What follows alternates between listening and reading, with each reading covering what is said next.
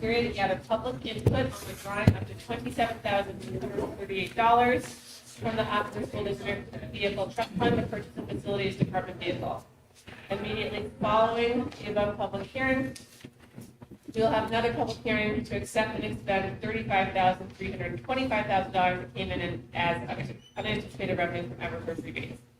At the school board meeting immediately following this, the school board will vote on the following: an action item regarding the withdrawing up to $27,238,000 from the Hopkinton School District Vehicle Trust Fund for purchasing a facilities department vehicle, as well as accepting and expending unanticipated revenue of $35,325.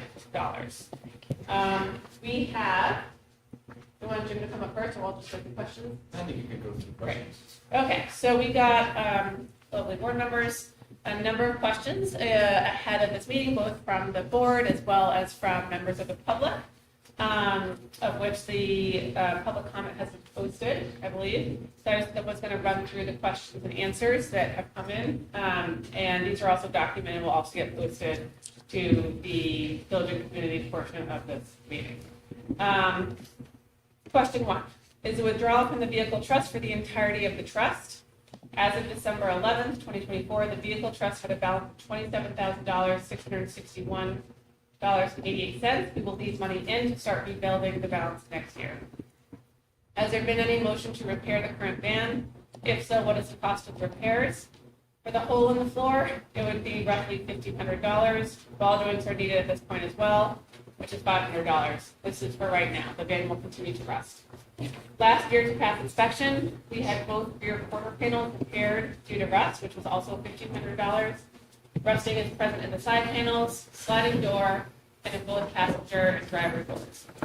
The frame is rusted but not yet at the point of failure.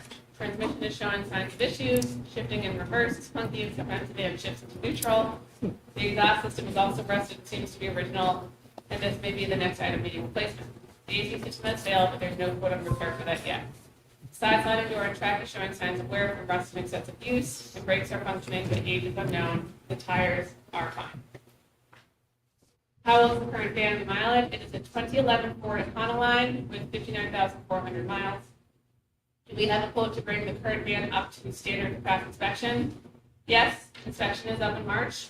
The van currently needs rust repaired and ball joints to pass as mentioned, though the other issues detailed above may become more emergent between now and March. Does the district have a van in mind purchase, cost, or condition? No, we do not have a van in mind. However, we'd like to gravitate toward the Ram ProMaster or the Light. Fortunately, the vans are also good as well. We prefer slightly used with low miles. Between $34,000 and $37,000 would be ideal for the district. Has Primex commented on insurance risk at all? We have reached out and we're awaiting a response. From a resident, does the district do maintenance, repairs, etc., as well as the inspections themselves, or is it outsourced to a local garage to make those repairs and inspections? If it is outsourced, why is it done by the town of Hopkinton Garage? We use Pacific Auto for all maintenance, repairs, and inspections. They don't do body work, so all of the body work done thus far has been with Mulholland and Ware. We are pleased with them and have had a good partnership so far. It's worth noting that 10 to 15 years ago, the town did used to do work on our vehicles, and at that time I think it was because we also had a bus fleet that we owned. We also outsourced transportation. We don't own those buses anymore. I think that's something we could explore if we wanted to in the past, and we can talk to Neil and Dan, obviously. But it would depend on pricing, availability, and bandwidth of the town. For rebates, why are the Eversource rebating unanticipated revenue? From a resident, I'd like to know the contract purchase order for when the heating cooling units were purchased. I'm confident rebates credits would have been involved with those, thus making them anticipated. Eversource does not have an easy process nor a set amount for rebates. They are dynamic and variable. So we submitted an application for a rebate before the project began. There is no indication on when the actual rebate amount would be, although it's anticipated to be a few $1,000s. Because typical rebates are substantially less than the amount we received, the amount was not expected, i.e. unanticipated. We learned of the rebate amount on November 12th of this year. In terms of unanticipated revenue definition, revenue that becomes available during the year after revenue budgets have been completed and tax rates are set. Eversource rebate amount was not known at the time of the MS-24 filing and not budgeted. For New Hampshire RSA 198:20 the Hopkinton School District may hold a public hearing and vote to accept and expend these unanticipated funds.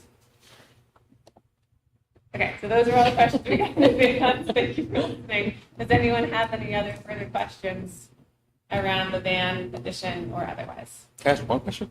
Yeah. What is the blue book value on it? If we, you know, when you trade in a car, it's considered equity, and it kind of goes towards a purchase. What is the? I'm just curious. Yeah, I'm just curious. It's just just to connect the dots, because at the end of it, you know, you deduct that from the rebate. You know. I'm guessing with the rest of it could be minimal, but Yeah, it's still a little something. But yeah, I was just curious. Right? Yeah. All right. Yeah. If it did have a salvage value, we would look to sell it in some, you know, at the end. Okay. And then any proceeds off of that would become local revenue. for the Okay. district. Okay, so it would not necessarily be traded in, it would be sold and then as revenue coming back to this district? Most likely, if that's the way we would, you know, we want to maximize the return however Okay, possible. yeah, it's true, because you're gonna get more selling it privately or whatever than traded. That We'd makes certainly sense. try to trade it in if we could. Okay, perfect. All right, thank you.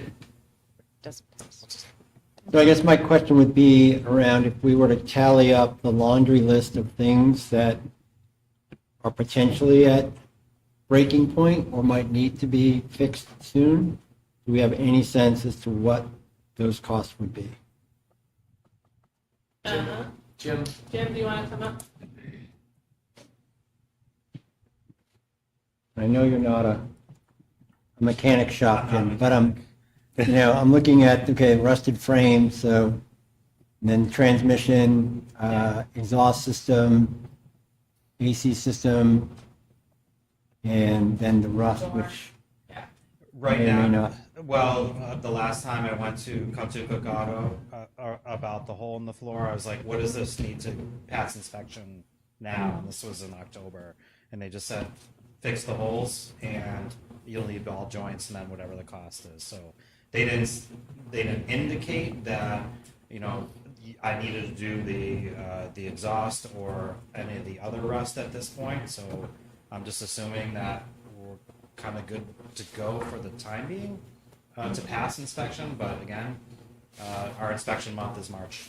When you approached us in October of 2023 to tell us that you are anticipating the need for vehicles, what gave you indication at that time to kind of prep us for a 2-year thought process on the equipment? Because I did the same thing back at that time. We took it to Cook Auto. What's it going to take for this to pass inspection? Because I think we had another issue at the time. And they were like, your rear quarter panels are not going to pass at all. Plus, so we took it. It was a big expense, and he's like, I'm going to see you every year. As long as this vehicle is still on the road, I'm going to see you every Did you year. bring it to CIP for discussion? When did that? We started off in CIP, but then again, I was new at the time, and we have a vehicle fund trust. So that was a good vehicle, quote unquote, to fund another vehicle. And you made a recommendation last year to try and do it all in one, Correct. and then Correct. I think the board decided to split it into 2. Correct. Correct. So- Leave a tax impact.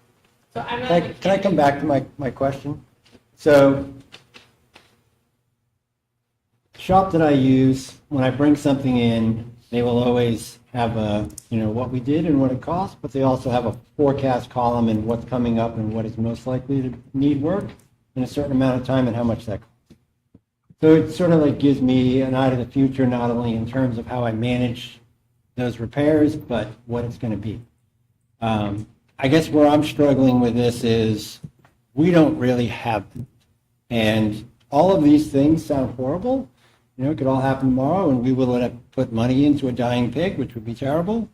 But we might also fix it for $2,000 and get another year or two on it. So I guess for me, without knowing with a little bit more accuracy, and maybe this needs to be brought to a different shop to say, is this worth spending $2,000 on, or are we looking at, and I'd be happy to make a recommendation, I won't say it here publicly, to do that, because I just don't know, I mean, the vehicle itself, you would think low mile, but it's got high years. So is it the years that are causing this disruption is more likely than the mileage? Yeah, I just don't feel like I have enough information on the potential costs. Okay. So, yeah, and I would say, you know, with the car stuff, transmissions can cost between like $5,000, $6,000, $7,000. An exhaust system is usually at least $1,000, if not two. And I definitely understand what you're saying, but I think it's also thinking about if there's significant rust in the underbody.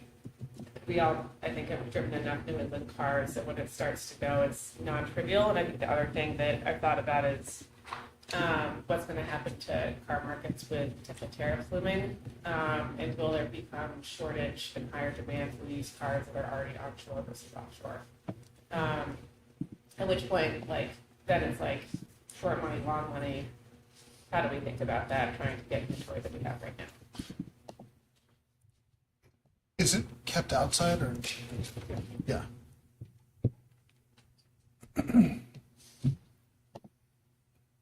I thought we had a discussion at one of the meetings, Laura. We had discussed what Rob was talking about, a dollar value on the repairs to get it quoted.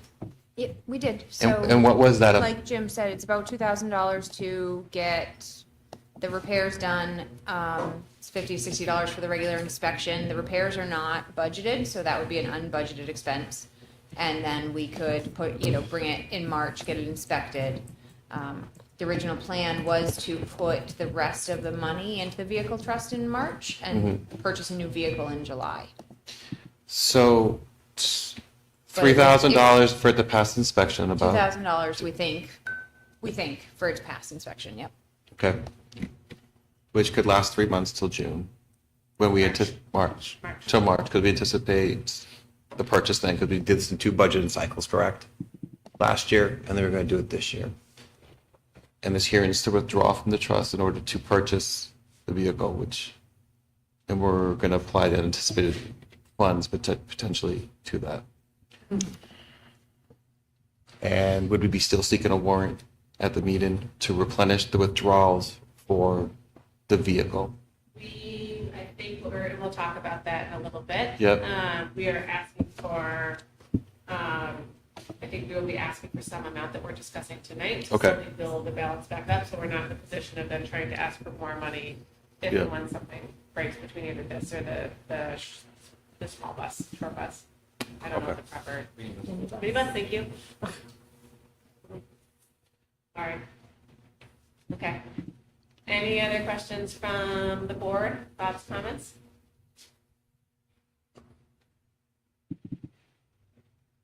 Okay, do we go to public comment? Okay, thank you, Jim. Can All I, right, yeah. Okay. does thoughts and questions from the board include a recommendation? Okay, so what I would prefer the board do versus doing what we're about to do or potentially do is to bring this vehicle to another shop and ask them up front, this is what we believe to be wrong with this thing. Can you guys verify that all of those things are in need? What would be the cost of repair, and what would be your projection for a timetable when those things might need to happen? And have that whole nut in front of us. I think that's the missing piece. Because this is all extremely vague in terms of could, would, maybe. I just think that, the world of auto mechanics out there is far more sophisticated, or has the ability to be far more sophisticated than what we're seeing in front of us. So my recommendation would be to find that out first and then move forward. Now I'm done. Thank you. Suggesting move forward before withdrawing? Well, right now, we're just doing a hearing though to hear from the public, and then we're gonna have this full discussion in our meeting following. Got it. Any other comments from the public? Yes. Yeah, the usual, Laura, name, address. Good evening, Lauren Clement, 86 Maple Street. So thank you, Rob, for expressing what you just expressed. I feel the same way. Deal with older vehicles, plow vehicles, stuff that are in the salt. I actually had an opportunity to look at the vehicle and walk around it the other day, which is always more helpful than listening to stuff not like in depth with the creeper. And you can see the surface rust happening and whatnot. And we just heard from Laura that there's no funding to repair this van if that's the route we go, so it'd be unanticipated costs. So I guess question comment is if we move forward with a replacement van to the district, are we going to do, is there any plans to oil undercoat, or does this thing hit the car wash? If there's no money to hit the car wash, do we not spend $15 for a undercarriage wash like you and I would our normal vehicle? But it's not in the budget, the salt sits on it, and that's how we end up where we are. Now, transmission and that stuff's other stuff, but this vehicle is a full-size vehicle, ball joints going in a full-size vehicle that has weight and stuff thrown around in it.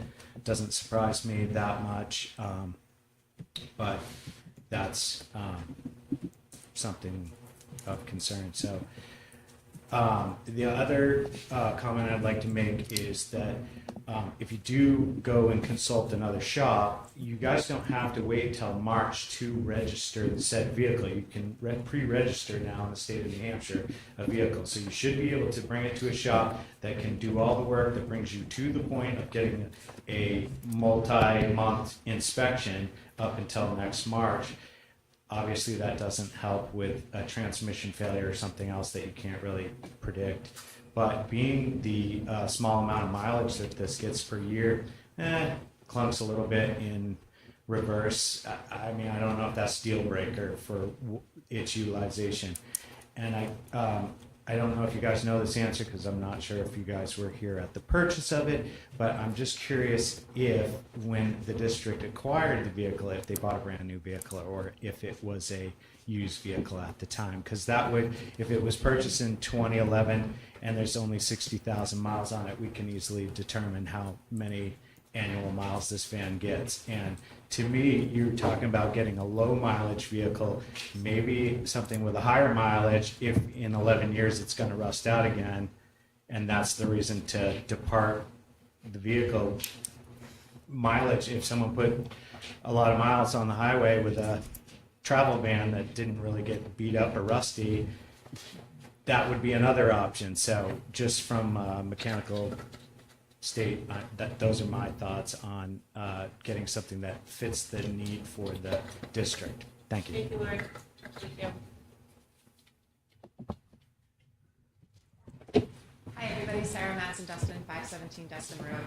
It certainly makes sense to me to know what the estimated cost of the repairs that would be needed over the next couple of years are.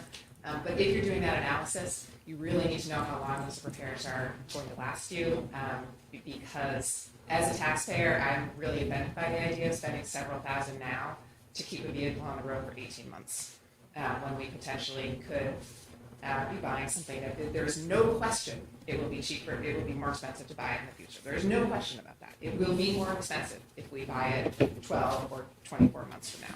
So I just hope that we're doing a longer term analysis than just what is it going to cost exactly right now. Thanks. Thank you. Come on up.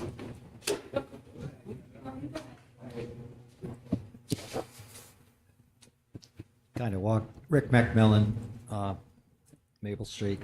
Kind of walked in at the end of this, but in putting it together, what the numbers were, one of the comments was that adding up how much it was going to cost, I thought I heard mention of what the inspection's going to cost, which would be added on to the repairs. Okay, I was just curious because you could buy a brand new vehicle and you're still going to have to pay that inspection fee, so it's kind of odd to add it on. It's not a big amount of money, but just mentally trying to get a grip on it. Thank you. Thank you.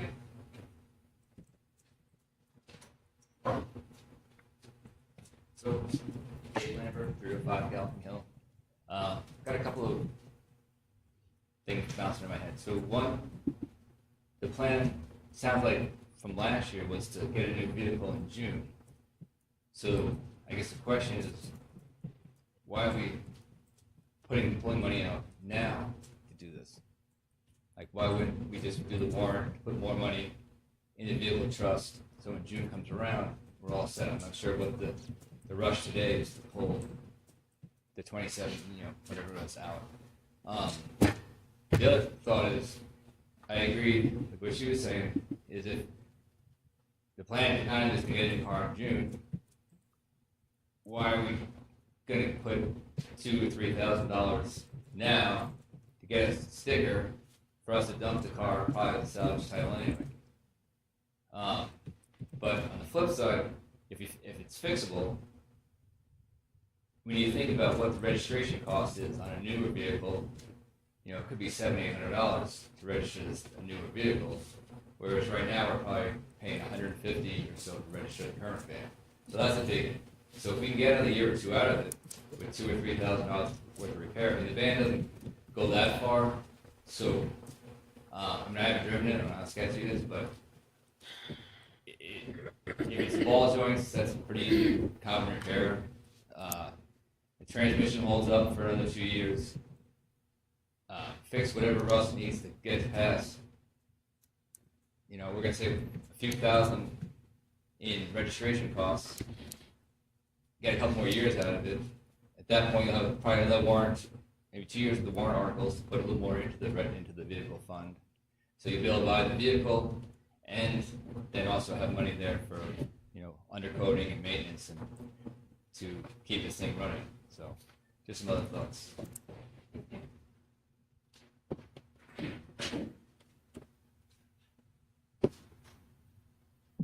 Good evening, Tricia Lambert, 305 Galloping Hill Road. Thank you, Rob. We appreciate that. It's good to get more information, I think. I guess the other thing that I'm happy about just in procedure is reading other people's comments. That's really helpful. That's kind of fell by the wayside over the years, and so I really appreciate that.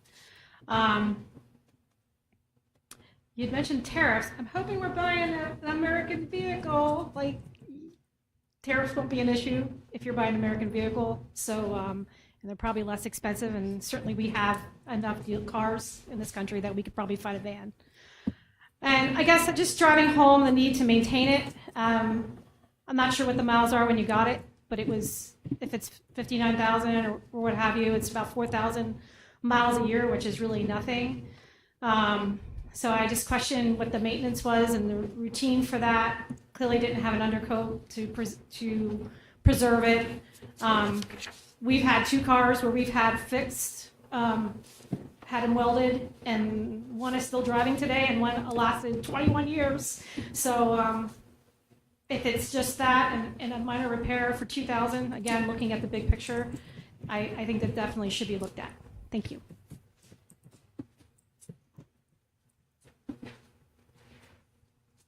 I had one more. Lauren Clement, 86 Maple Street.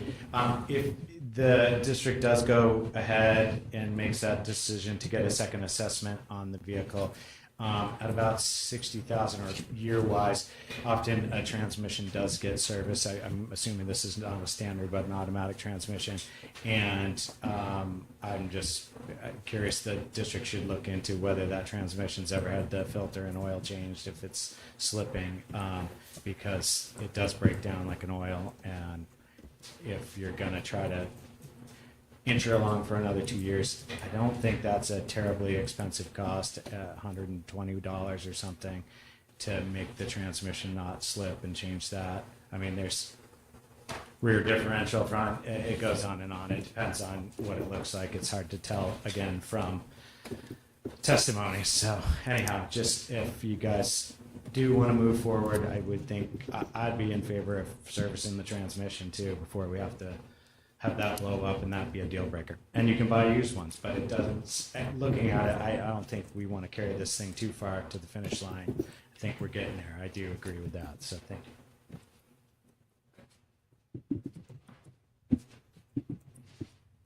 Just really quickly. This came about when Laura started here in the summer. One of the things that Laura, Michelle, and I do all day long, no matter where we are, whether it's a vehicle or a building, is risk management and liability and what the district is offering. So it's not just the vehicle that we were talking about. It's if it does slip from reverse into neutral and back into a building or back into. There's a lot more risk if the human that's driving it gets hit by another car and the hole in the floor is like, I know I'm thinking all the terrible things, but that's our job. So part of the mitigation strategy of where it started with where we are, it's not just to buy a brand new vehicle. That's not why we're here.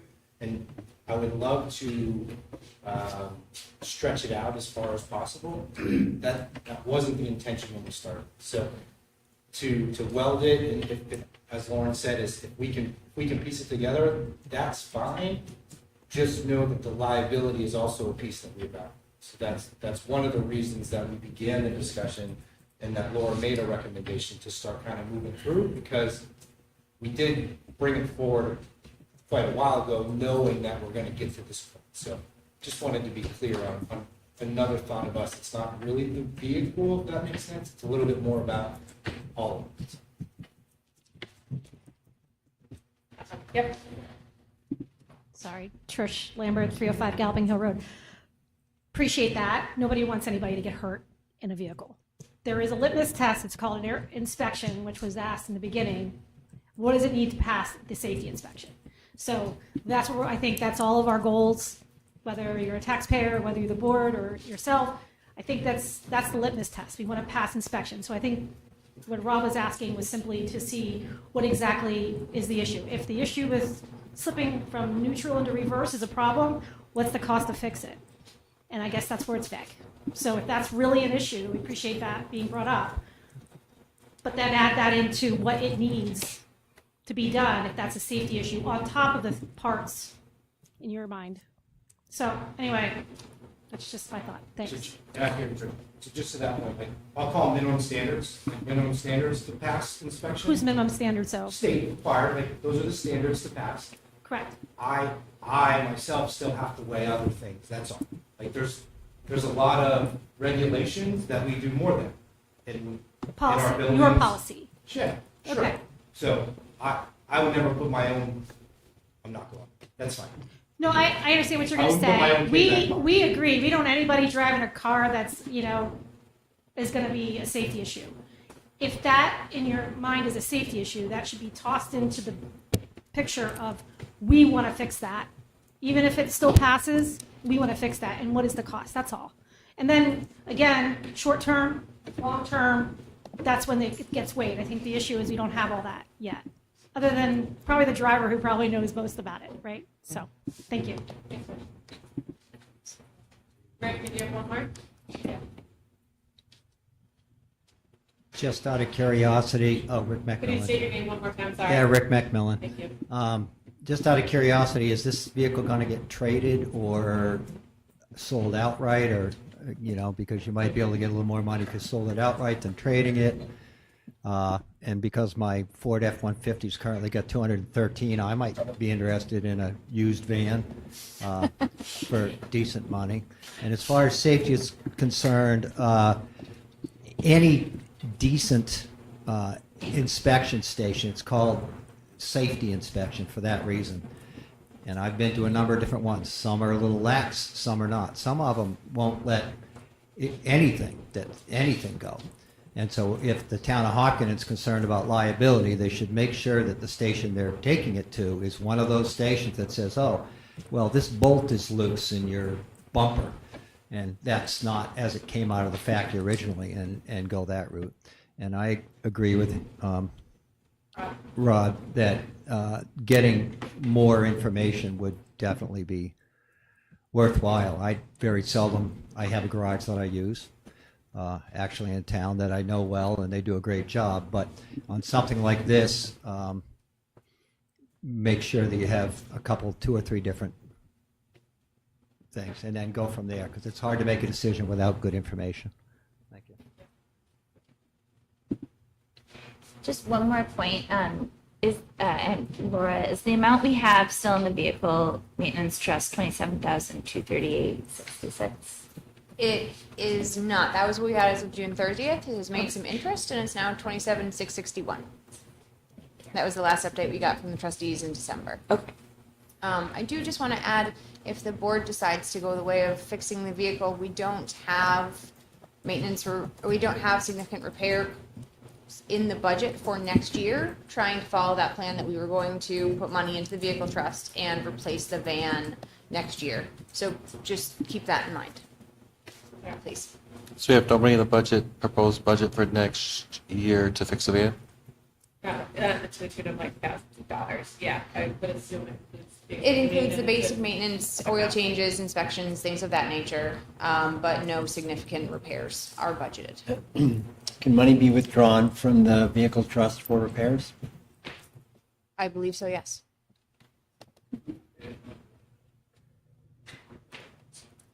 Okay. All right, after it, lively. Public hearing. Any other comments from the board or other? Okay. So we're gonna, I just get to wrap up the public hearing. We're gonna close the public hearing. Did you, Close for public, for the vehicle trust, and for Can we have acceptance. a quick break? We have to do the acceptance of the administrative funds. Oh, good. Yes, we're gonna close for the, we are going to close for the Hopkinton School District Vehicle Trust Fund hearing. Now we are going to open a public hearing to accept and expend $35,325 that has come in as unanticipated revenue from Eversource rebates.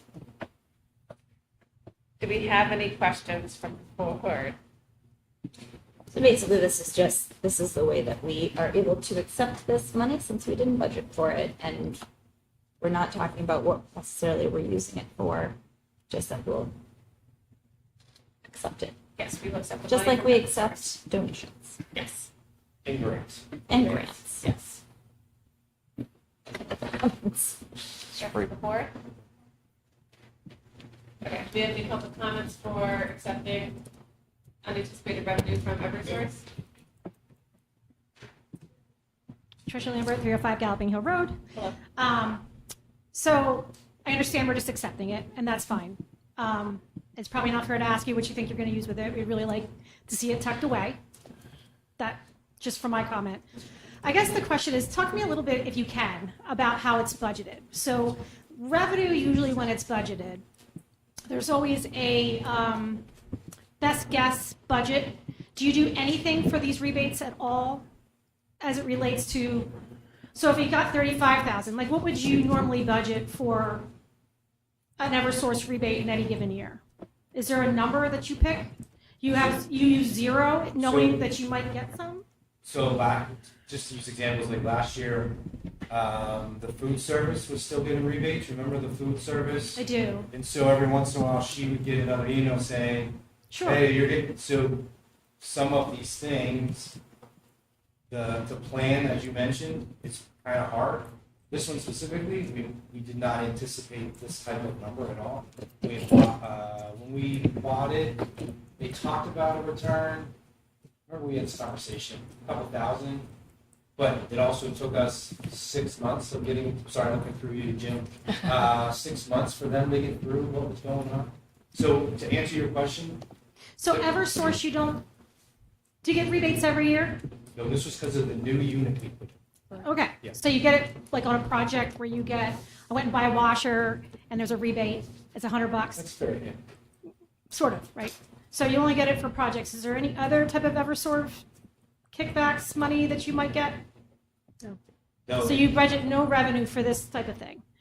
I'm just trying to understand, that's all. no. Okay. Okay. Plus fair. there's another one, like the fuel. Oh, that's not a rebate. Food service, you would probably have some idea, right? Have some, No. you have to budget something, right? We budget for fuel for that, Because yeah, you get but- that every year, so you would have to put some line item in. I was thinking about unused funds, but that's not a rebate. Like, we didn't use all the fuel that we anticipated, so that will go back. But you're talking specifically a rebate on a purchase. When you budget revenue, you have to make your best guess estimate, usually conservative, on what would be coming in. If this was one of those things that was project related and you didn't anticipate it, you didn't anticipate it. But usually there's lines, if you, like, one, you mentioned the lunch, so I'm thinking, well, that's every year, right? You get some kind of a, No, there's none, zero. you put zero. You knew that, though. So I think we're not on the same page here. The point I'm just making, I'm not going to be a dead horse, because I think you answered my question regarding Eversource, is that this was a one-time for the project. Yes, good way. And that you don't ever have that, any any other way of getting a rebate from Eversource. Am I correct? Correct. Correct. Okay. But next time, like when we purchase the next unit, You're it gonna, might not be the same. oh, of You know what I course. mean? So Of course, I agree with that, because it's just a matter of trying to conservatively budget, so that when you offset it, when you put your expenditures in, you, right, that's what you've done the last few weeks, is to craft your budget, is to determine what your need is gonna be, and that's the way to do it. So, okay, you answered my question, thank you. And you want us to accept it, right? Of course. I just Of want, course. I want to make sure. It was a learning exercise for me. Because I was getting really No, I confused said with that your at the beginning, I exchange. said that in the beginning, Okay, it was all a right. learning exercise for me to understand, when was it Yeah. a one-time thing and you had no idea? Yeah. Like, does Eversource give you one every year, you just don't know the amount? Got it. Okay. No. I'm the glad. other, All the right. other thing is it has to be over $20,000 to have a public hearing. So in order to accept, like to have a public. So if you got It 3,000, doesn't you come wouldn't be to- talking to us, right, or having a hearing? Yeah. Okay, thank you. I think too, just kind of on that budgeting, we've been trying to really hone in on that budgeting because that can lead to fund balance. And that's what we've really been working on decreasing, is the fund balance. So yeah. And to know if you have no revenue, trying to figure that is very important. Yeah.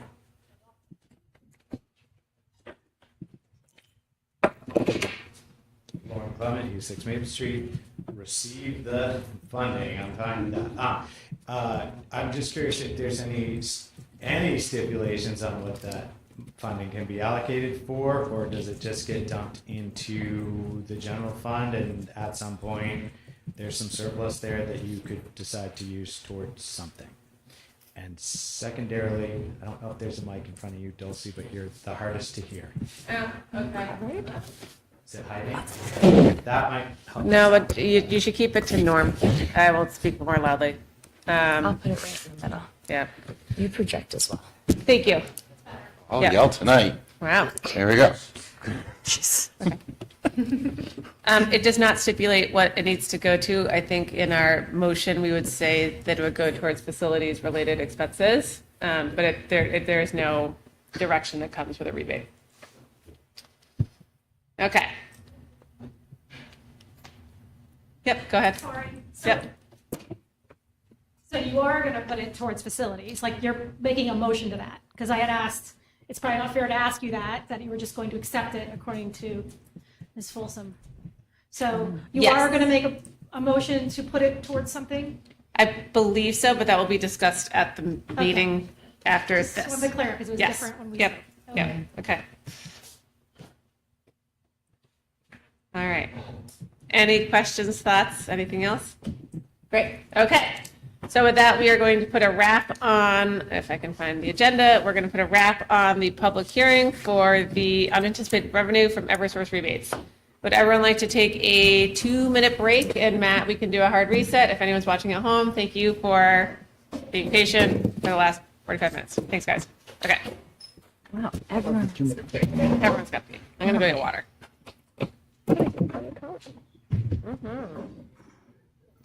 You know, I knit this scarf. How are you doing? Good, how are you?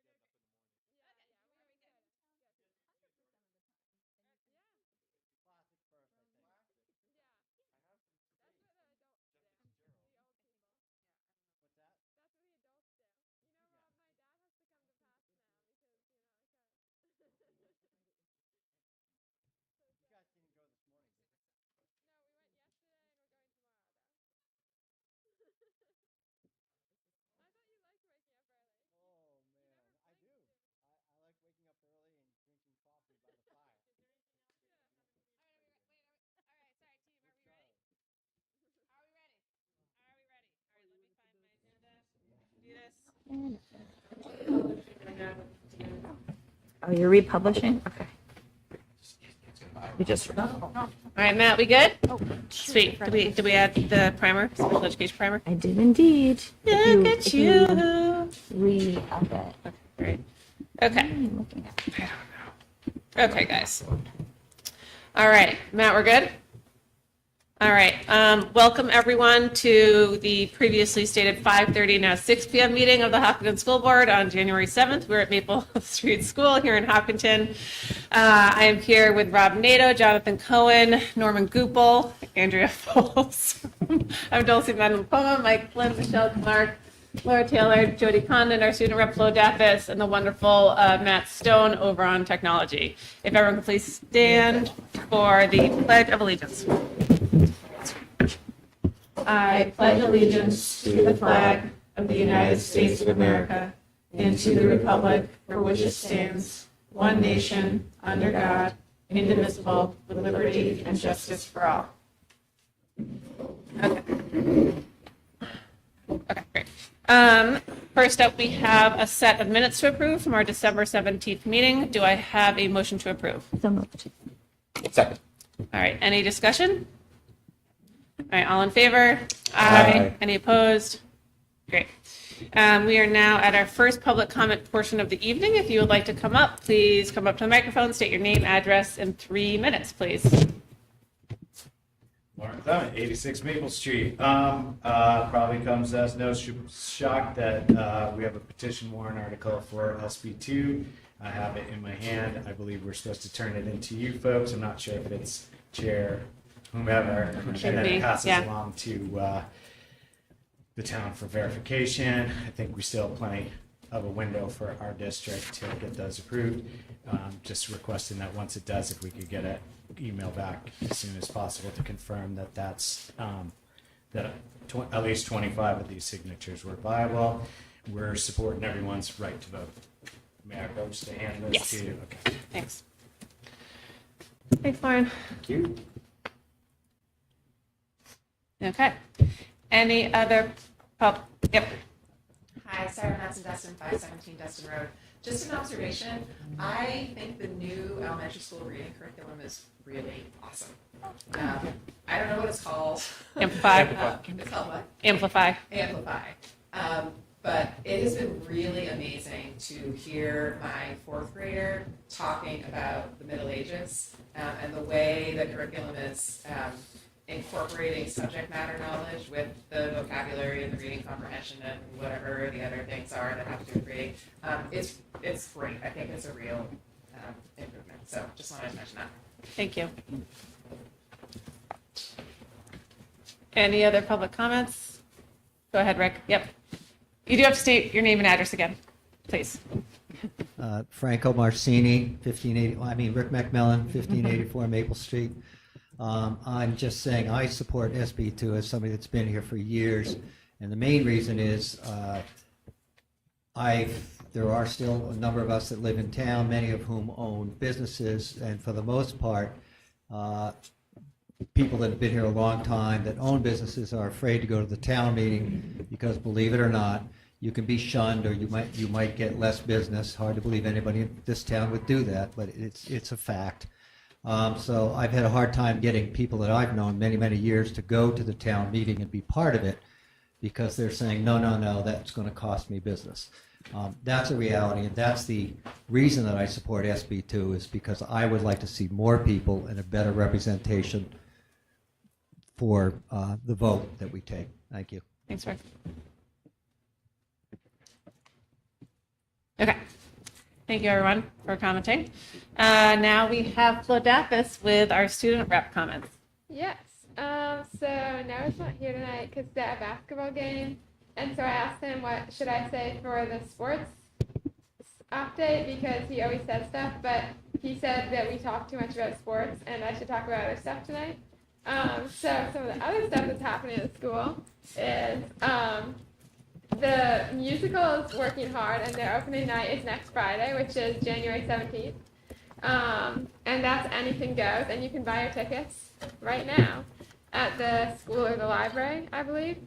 And then there's also a Granite State Challenge competition this Sunday, and if you want, I can send a live stream link to any of you guys.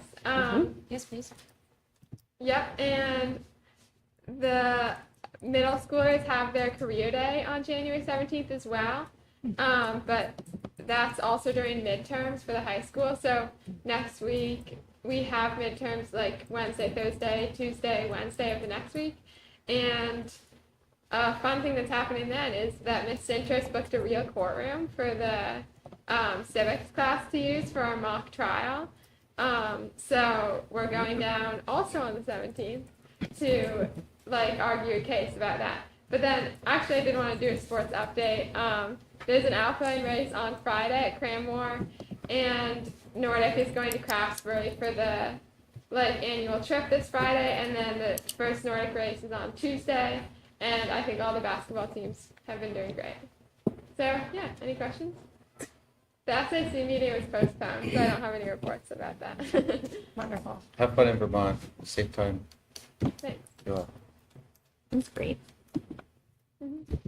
All right. Thank you, Flo. Board comments, Rob? No? All right, Jonathan? I'll take up their time. So I want to wish everyone a happy new year. It's exciting to be in 2025, as always.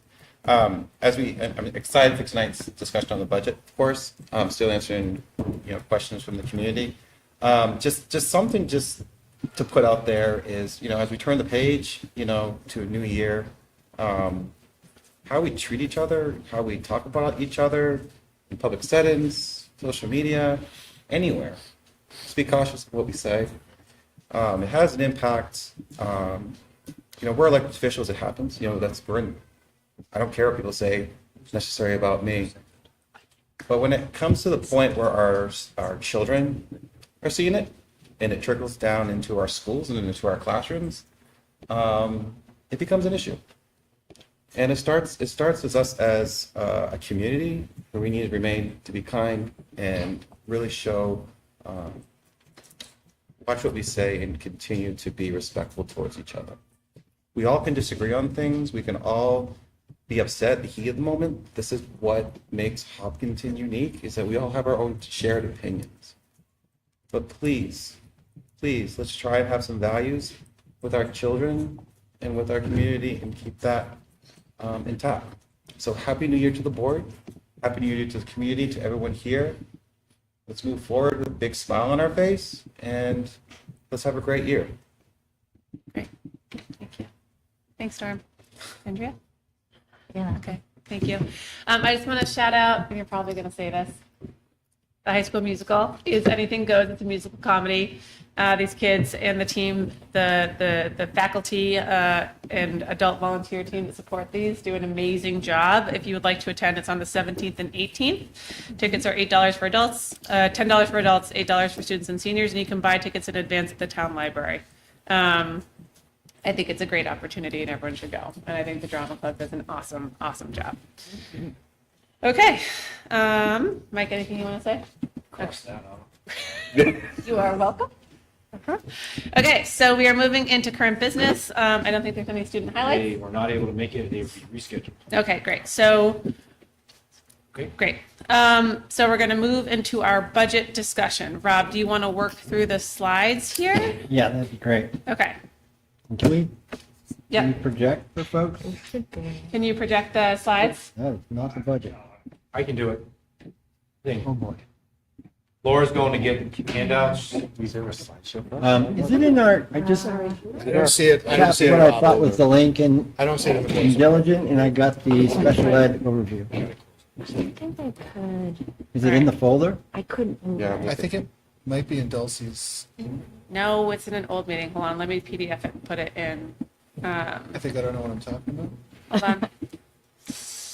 For some reason, it's in an old December folder. I tried moving it and I couldn't. It Yeah, wouldn't we're, let me. neither of us own it. Okay, ready? The draft is going into the Drive folder for the board, and then we will project it on here. I see it. Beautiful. It's in here. Yes, I just moved it. I got it.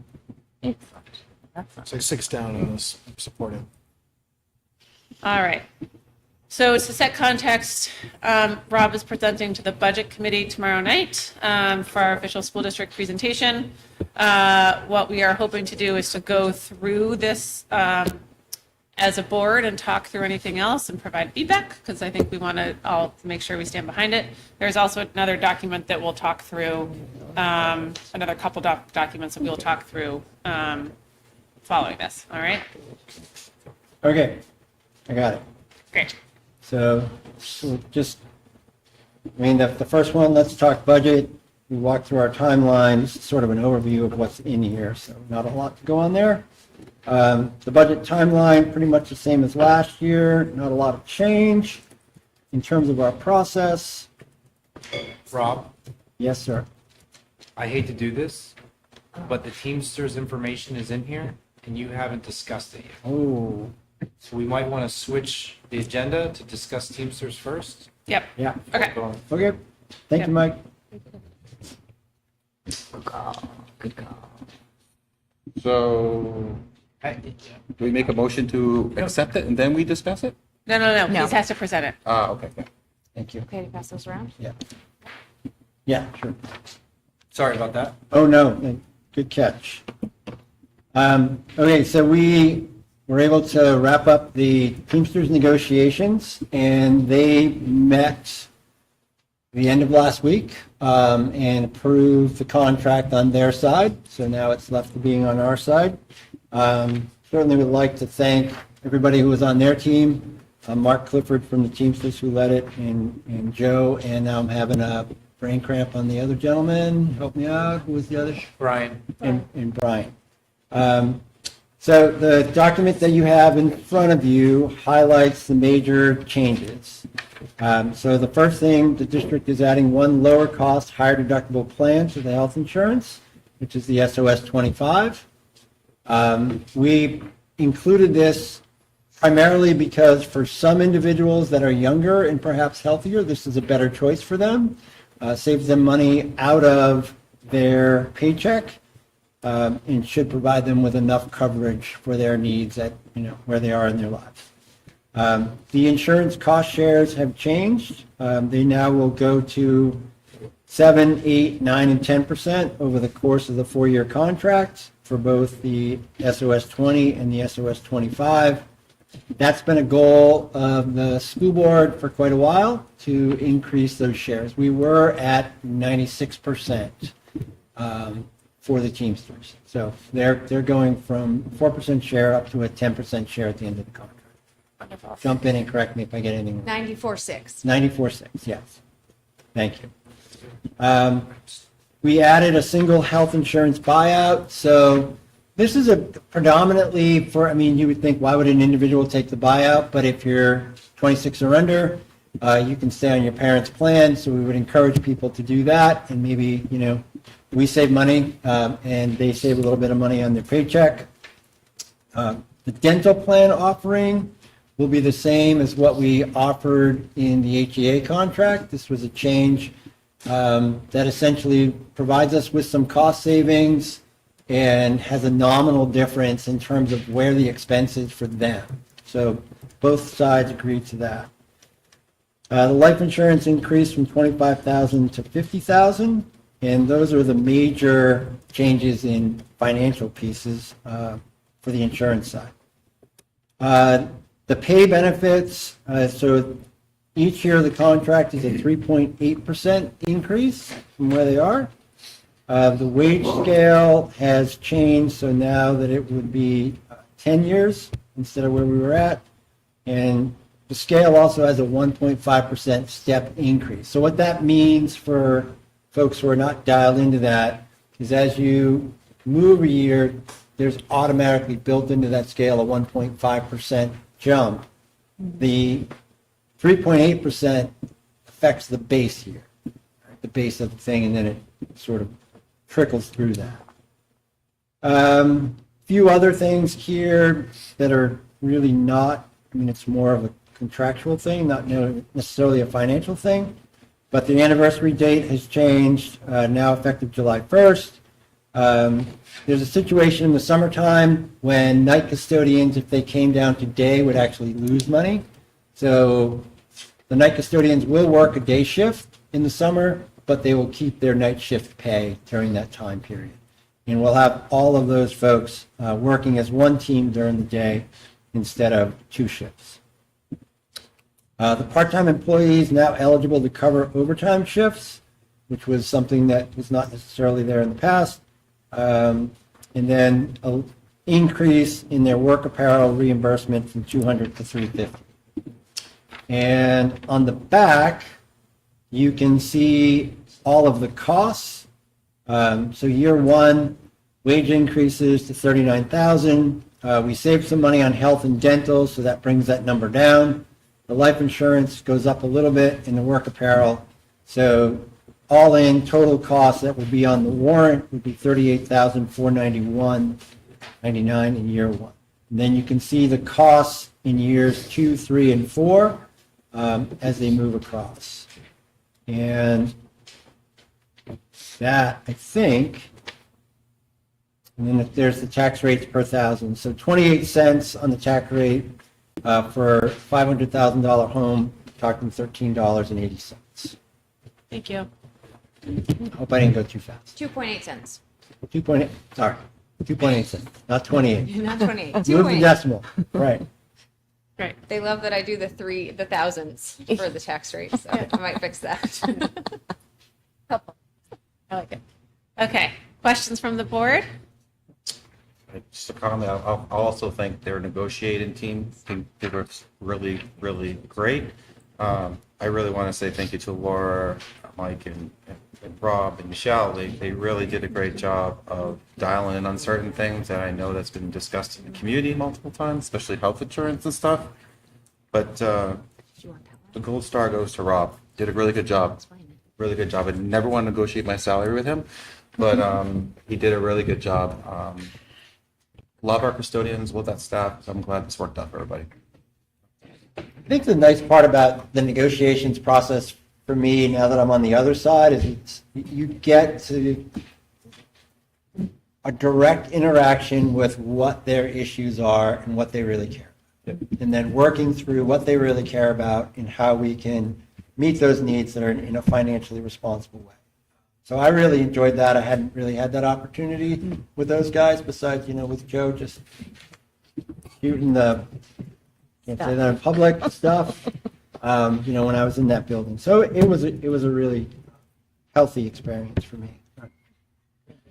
I would also say, I think we've heard a lot over the last couple of facilities updates that I think it's been hard to hire custodians and find them. And we've also had some people with decades of service leaving. And while I think people might not always see our custodians, especially our night workers, they do a ton of work to maintain our facilities, keep them clean, keep them, I think, lovely places for our staff and students to be. And I do want to make sure that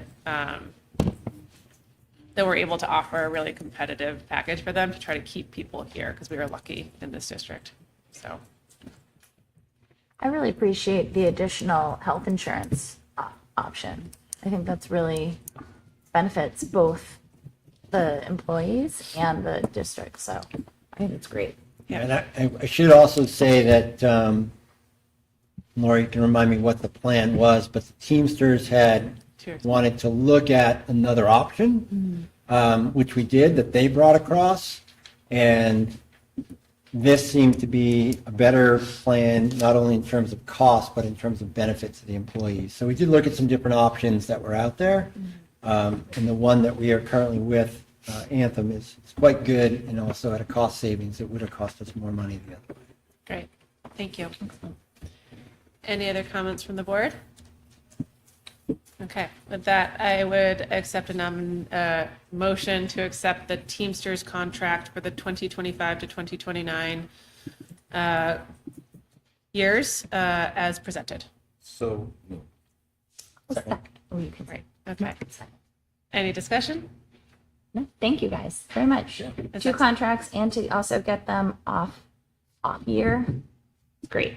So we're not trying to negotiate. And I would be remiss to say that Laura did a lot of work, through that whole process, not only managing the financial pieces, but also she was in the HEA. We had Dulcie working the changes. Laura was wearing many, many hats in that. So thank you very much, Ms. Taylor, for all of your efforts in that. Made it a very seamless process. She's an Excel spreadsheet master. It's great. That's great. Thank you, Laura. All right. With that, do we have, all in favor? Aye. Any opposed? All right, we have a Teamsters contract passed by the board. All right, and with that, Rob, now we Okay. can present the budget. We're gonna have to get that into the budget slides. It's in there. Gotta find my budget. Like magic. Okay, where do we go? Okay. Great. All right, Budget process, timeline. there we go. Okay. Oh, I think we're on to. All right, so we're at goals. budget, timeline, and then the goals. And I think I appreciate everybody taking a look at these to see if it's consistent with what the board is feeling and thinking at this time. So strive for stable funding for operational expenses. Keeping in mind last year we were almost flat, and this year we have some pretty small increases across the board there. Evaluate special education needs and appropriate supports. Budget for potential special education costs. That will come up in a future slide. Continue to move away from a large end-of-year fund balance. I think if you look at last month's financial, you can see we're well on our way to doing that. And establishing long-term planning and forecast long-term financial impacts and changes to the tax rate. I think it's important here to think about what this means. So it doesn't necessarily mean that we can project out what our operational costs are going to be at a certain percentage rate. I think we've all come to agree that none of us have the economic data or foresight to do that, but it does mean that we can plan for things through CIP and through our trusts to stabilize things as we grow. And then negotiate 2 fair and fiscally responsible contracts. The next side is the key operational budget drivers. So the 3 are on the left, you special ed, transportation and paving, technology updates. The right side box, and I think when we get to school district meeting, we're going to have to take a field trip and set this up in the gym and see just how readable it is. I tried to Otherwise- make it much bigger. Yeah, we're gonna burn some paper so everybody has it and the ability to read it. Printing lines will go up. Printing lines will go up, but I think it's worthwhile. So the total projected increase, this is to the operational budget, 956, 781, and we can see, now this sort of like breaks it down, right? So the biggest chunk of that, special education at 777. The other department increases at 178, and now those are broken down again. So our bus contract, our software subscriptions, diligent community, legal fees, property and liability, tech, the new ELA curriculum that we heard referred to a little bit earlier, and the paving and parking lot repairs. So those are the biggest tickets in our operational budget, which leaves, Rob, before you move on, can you explain why there's parentheses? the parentheses are subtracting from the 178. We're tiering it down. So that was our increase after we took out, we started at 956, then we had 777 for special ed. So now our increase, if we X out special ed, is 178. These are our biggest items that are in that operating budget. The remaining increase across all other departments is $23,000. So that's the 2 schools, that's the SAU, that's everything else. And again, I think that sort of speaks to we're stabilizing where we can stabilize. So is that 2361 plus the others totals up to 178,912? Yep. Yeah, if you added these backwards, you started at 23,061 and you went north, Yeah. you'd end up at 956. So my suggestion would be that the 23 ought to be in parentheses too, since it falls under. No, because he's doing backwards math. I see what you mean now. So he's increased and then subtracting. That Okay, would just be my formatting suggestion, right. just to be consistent. Yeah, and I just read justified it too, just with numbers. Okay. Okay. Yeah, I think, well, only because that's a part of the set that So, totals up. right. So I'm just thinking now because parentheses in accounting world, Means on the expense Negative. side means Right. negative, on the revenue side means positive. Should we just use plus and minus here and get rid of the parentheses? Or, yeah. Yeah, we can work on a way to like get Or that just- to be. How about colors? Green, I red? love color. You know I love color. That means we will have This to use is color all printing, in- which Right. is more expensive. Okay, no color. Also, red and green can be really hard for folks. all right. Or Yeah, you, but we'll figure this out. or That's you a great put job. the 178 at the Yeah. bottom. Okay. Feels like Andrew. You line everything else up and then put the 178 as the total and then you're into. Maybe I need to introduce this as a math subtraction problem. We got it. Yeah, we can. Sorry, There's that's- formatting here. That's Yep. good feedback for me for tomorrow night. Thank you. The next one is our projected enrollment used for budgeting. And again, this applies mostly to Harold Martin and Maple Street, where we have class size policies in place. Less so to the middle high school where we run program of stuff. And then again, the data on class sizes for 25, 26. Now that I'm looking at this, we should probably have here what we are in the current year. Doesn't necessarily need to be, like, what's the increase? Yep. And maybe we do that. Yeah, no, I can't touch I got it. Yeah, I'm putting them in the speaker notes. So Yep. should we do that by grade level or should we just do it in the aggregate? Do it by grade level or do it in the what? The aggregate, just do like a 955 or is it important that people see where those changes are? It probably Yeah, is. it might be helpful to do it in the aggregate only because like some classes, like our big 8th grade class next year is 9th grade and it's Right. going to look like we have lost Yeah. 30 students Right. in a year, but that's not accurate. They just went up a grade. Correct. So Okay. Yeah. On it. Okay. I have that data, I just can't give it to you. That's okay. Yep. Was it 963 before, right? it The is. next slide, we've got our overall operating budget of $27,624,999 with a difference of 738 or an increase of 738,536 for 2.79%. The tax rate impact of 53 cents. Laura, yes? Yep. Okay. We don't round up. Don't round up. Never. The next slide is salaries and benefits. So we have a decrease in salaries. The assistant BA position, Laura is staying and Michelle is retiring after many years of service. Thank you, Michelle, once again. You're welcome. And then teacher turnover or expected teacher turnover, including early retirements. So decrease in that, I shouldn't say line because it's in different areas, right? It's not. And then changes to benefits. So when you calculate retirement decrease and then change to employee plans, even factoring in health insurance increases of 5.9 and dental of 5%, we're still seeing a savings or decrease of 59,492. So I'm not trying to, I hadn't looked at all the screens, but how do we address the change that we talked about in the last meeting about changing the curriculum director? I'm not there yet. We're not there yet. It's Okay. coming. All right, okay, that's why I haven't slid down. Yep. All right. So the total difference in the salaries and benefits line, 208,246 for a decrease of 1.03%.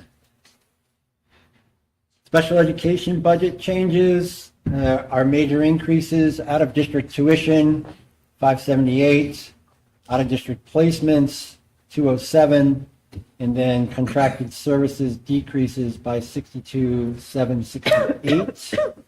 I'm probably going to want a note as to specifics about what we're doing less where that's saved. I'll do that on my handwritten notes, but I can check in with you guys later about that. For what? What are we doing plus 7 other contracted services? Okay. Specifics. Okay. Great. Thank you. There is a few others like that that I Yeah. should have talked about this afternoon, but. Thank you. So this is obviously our biggest increase in the budget, 777,000, and that sort of plays out back into the warrants as we get there. Just, So- so I'm sorry, just Yep. before you move on, I mean, again, this is just a nitpick. I might move this up, like, higher. The slide, like, put it I feel to like the it's front? burying the lead a little bit, like, Mhm. like, Okay. Like put it above salaries and I benefits. just feel like it's Yeah. it's a big thing that could be front loaded, should be front loaded. So that's just my opinion, but I think that makes That's perfect easy. sense. That, Done. that It's should been probably be our moved. first one before the total. I Okay. have to so swap salaries and benefits and special ed. Done. Thank you, Jonathan. Facilities budget changes, including utilities, 93,923. Some of the major cost changes here, paving, seal coating, parking lot repair, and then equipment replacement. And I think that, again, just for my speaking notes, I can have some specifics as to costs, and I think I just need the cost for the paving, seal coating, and parking lot repair. The equipment replacement, if I could have a specific as to what we're doing. Yep. If I dig into the line sheets, I can find it, but it'll be a lot quicker. I'll do and the digging. Greatly appreciated. Thank you. So a 10% increase in that department. Technology budget changes, phone system, and diligent community for a total of 36,188. And I think in fairness to the budget, the tech budget, a lot of the phone costs got shifted out of buildings into the tech budget over the last 2 years. Is that pretty accurate? Over the last 2 year cycle, right? Curriculum budget changes. This is the Amplify program, and so that also requires some workbooks and printed materials that go with it. So an increase there of $9,000. A reduction of Rubicon, which, sorry, I'm going to have flashbacks here, was our curriculum management software system that started many, many years ago, where we would not only review but store all of our curriculum by state standard. Harold Martin School budget changes, purchase of 2 classroom whiteboards, reduction in software licenses, actually down a little bit by $394. And I think, again, an excellent example of principals being as lean and mean with their budgets as they possibly can. And we appreciate the work they do for that. Maple Street School, same story. Phone is moved to the tech budget line, but their budget's down $596. Laura, if somebody asked me what the phone moving was, a number on that might be helpful.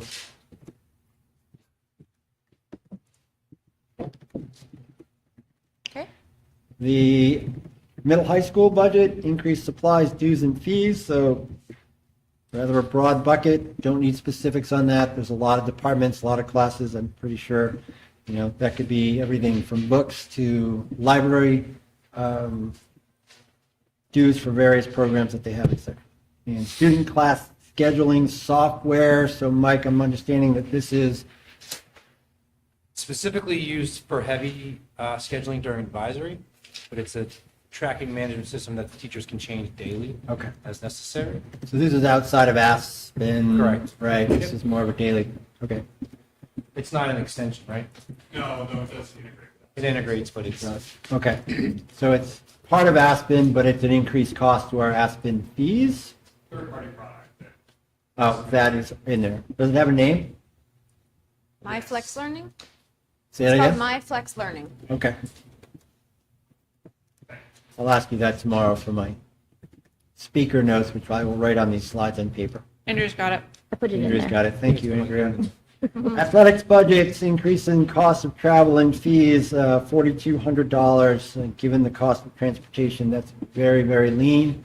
I'm reminded by my dear friend, Coach Roth, that the WACS budget for the Nordic team is precisely the same as when I started 20 years ago. So They're running a lean ship over there in athletics. We do fundraisers.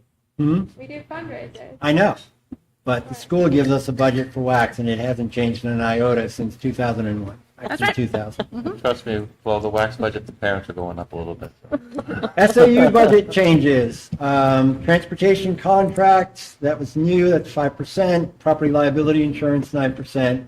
The secure signing software, Mike, could you just remind me and review what that is? So it's specifically called Panda Docs, and we are moving away from paper is our goal. So this allows an easier example, most people know is DocuSign, but it is another type of software like DocuSign, so that we will be moving to digital. That's our goal. And Medicare and phone systems moved Medicare into, moved to special education. Okay. That we felt like made more sense as that is a special education related service, the Medicare billing. and the phone went to tech. Technology. Yeah. Okay. Change that. And the phone systems, yeah, again, moved to technology. Change it to what? Medicaid? Medicaid, not Medicare. I know some of you are typing as we're We speaking. got it. Got it. And then the staffing budget changes. So again, the one-year ABA position at 134. We've talked about the need for an additional high school teacher in English, which sort of garners us 2/5 in other departments to help with this very large incoming ninth grade class for 119. And then there's also a need for 2 IAs at Harold Martin School, because we all know IEPs are written and often require assistance. So that is the reason for those. So the total increase here is really 120,242. So why don't we put a slide in there saying that we're taking one position that's no longer going to be filled and replacing it with 2 IAs? We talked about that in the board meeting. Why is that not in this slide? So these are cost associated staffing changes. So we've communicated to the public that Laura's salary will come off the books, so that's cost associated. Yep. We, the board made recommendations to add the English teacher. Yep. And to add the 2 IAs. So those are increased costs. Yep. And The discussion we had last meeting about the reallocation of the money from the director of curriculum, that goes back to the premise that I've been saying is it's a bottom line budget, so there's no money changing. So Nope. it's not an additional position, it is a reallocation of resources to help support special education. Okay, but where is that in that slide? But It's not, a 'cause money. it's not a cost. Not a So cost it'll be variable. spoken to though with the, like, where it's being reclassified. I mean, that has to be. So on the next slide, there is the full-time staffing, in which you'll see the reduction from 2 district positions, and then they are reallocated to the right spot. So there's no So- financial. So there's no financial impact on this, on a change. Okay. Okay. But I do think it's potentially, like, if you include it as a talking point. Right. Yeah. Yeah, I mean, I think it would be very similar to saying that we have 6 math teachers and 4 social studies teachers. And because of needs, we're moving to 5 math teachers and 5 social studies teachers. Very similar Yeah. dynamic. So it's Yeah. an internal decision in terms of how staffing is happening, Correct. but it doesn't have a budget impact. Okay. But I'd be certainly happy to, speak to it in that manner. It is curriculum coordinator position is being removed. Yes. And the potential for a special education position is being put in its place based on clearly our current needs that we've been talking about for, months. Perfect. That's all needs to be said. Okay. Because that's there. Do you need any of that in the notes? You're good. That I got in my Yeah, head. you think. So I want that to be clear to the budget committee because Don's nodding his head, so that's a good thing. So. Great. Okay. Okay, so the overall operating budget proposal again with the tax impact. Now we move into warrants, and again, we haven't sequenced these in terms of how they'll be put in play, but the HEA contract, Changes to insurance, and again, the cost shares are increasing, 10.77 in the first year, 12.10.10 in 15.10.10 in years 2 and 3. District will continue to pay 50% of the HRA, or of the deductible through an HRA, again, which seems generous, but it saves us money to have this plan. The increases to the wage base, 4.75% in the first year, and then 3.75% in the second and third year. So it would beg the question, why so much higher in the first year and less in years 2 and 3? In any negotiation, if you want something, you need to give something. I think it was very clear that the school district has wanted to move to a higher cost share, and to keep people whole, it was important that that wage-based increase be higher in the first year. You're going to lose money, and no one is going to agree to that. So that's what we had to do in order to get to that increased cost share. The next slide shows the cost of that contract over the 3 years. So you can see the wages, and then you see Schedule B, which is the system that we use for all of our department heads and coaches, things of that nature, clubs at the lower elementary schools. We have a savings on health and dental because of the changes to the cost shares. We may potentially have a savings because we have also offered this new higher deductible plan that you saw in the first slide. We did not budget for people moving to that, but if they do, then the cost savings will be higher. Laura could speak to the practice, or Michelle could speak to the practice of, if you're going to have a change, you can forecast some savings, but you can't be too sketchy with that. It needs to be fairly conservative. We felt like it was a reasonable estimate that we'd have 5 individuals move to the lower cost plan. But other than that, we didn't feel comfortable projecting anything else. So savings could be higher, but it would be financially imprudent to forecast a higher transfer rate. Correct. Right. Yes. It occurs to me also that, well, I always forget what's the score we spent so much time talking about last year, that we have terrible scores for health Yeah, insurance. totally. The I forget GMR.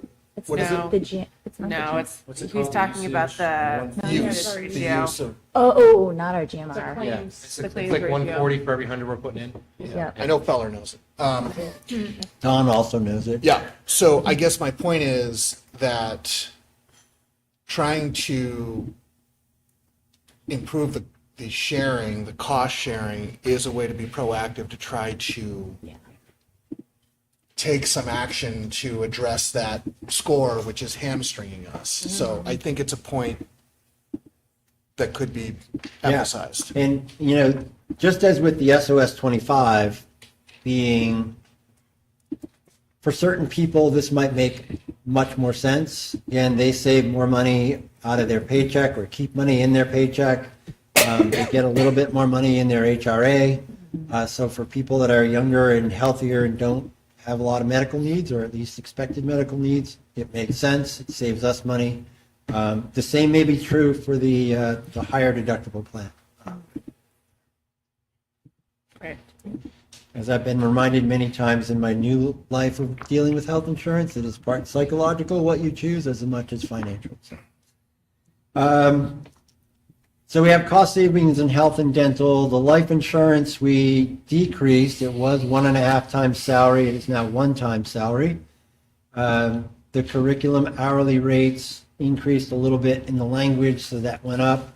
And then there was a slight bump in early retirement, years 55 or age 55 through 59, got a $2,000 increase to give people a little bit more incentive, which arguably saves us money if we're able to hire where we would like to hire.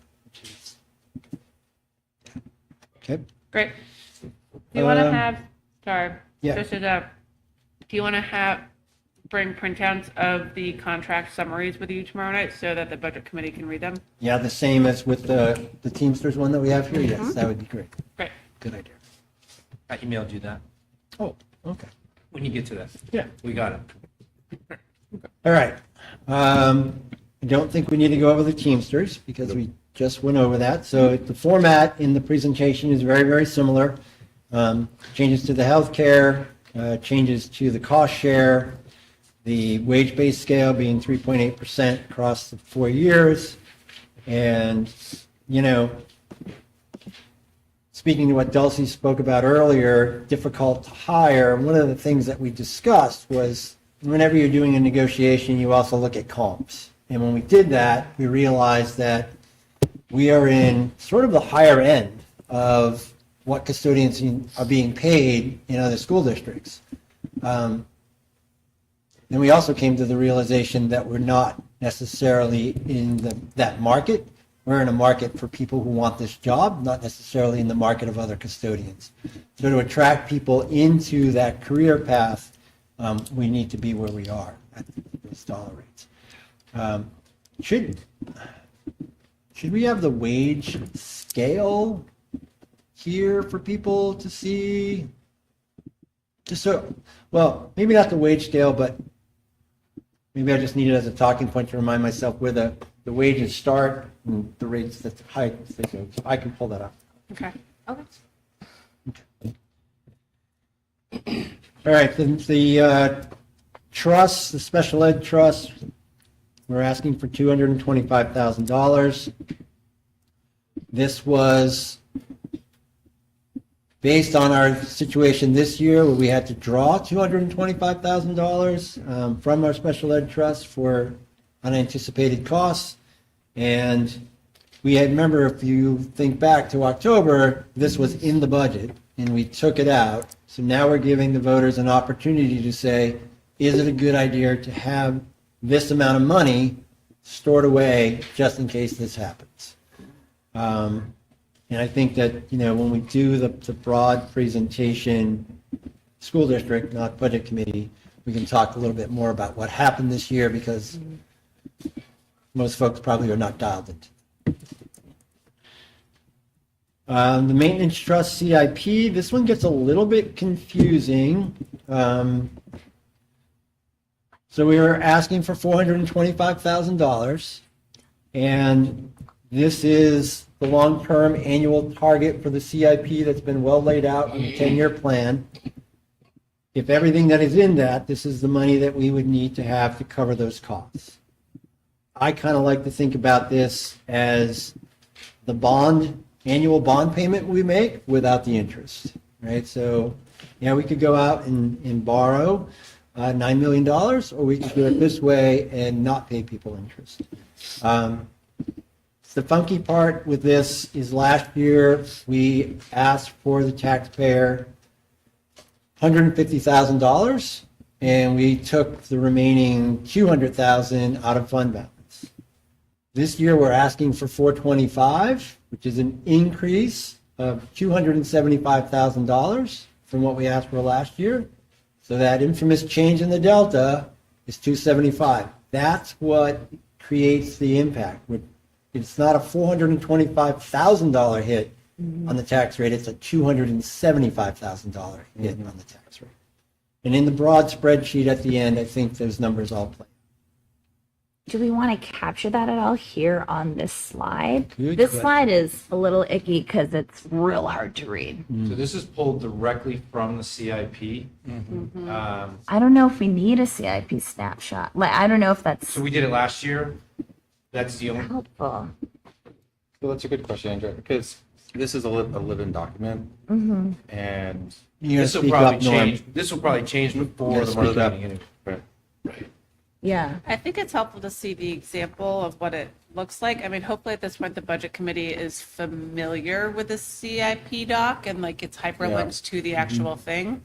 But I think it depends on whether or not you want to show an example of what it looks like or not. I can slow it down and kind of walk through the slide and talk about the in and out, right? Like if we're taking this money in, we're expending this money, the end of year balance drops to 151. Next year we put in another 425. It goes up.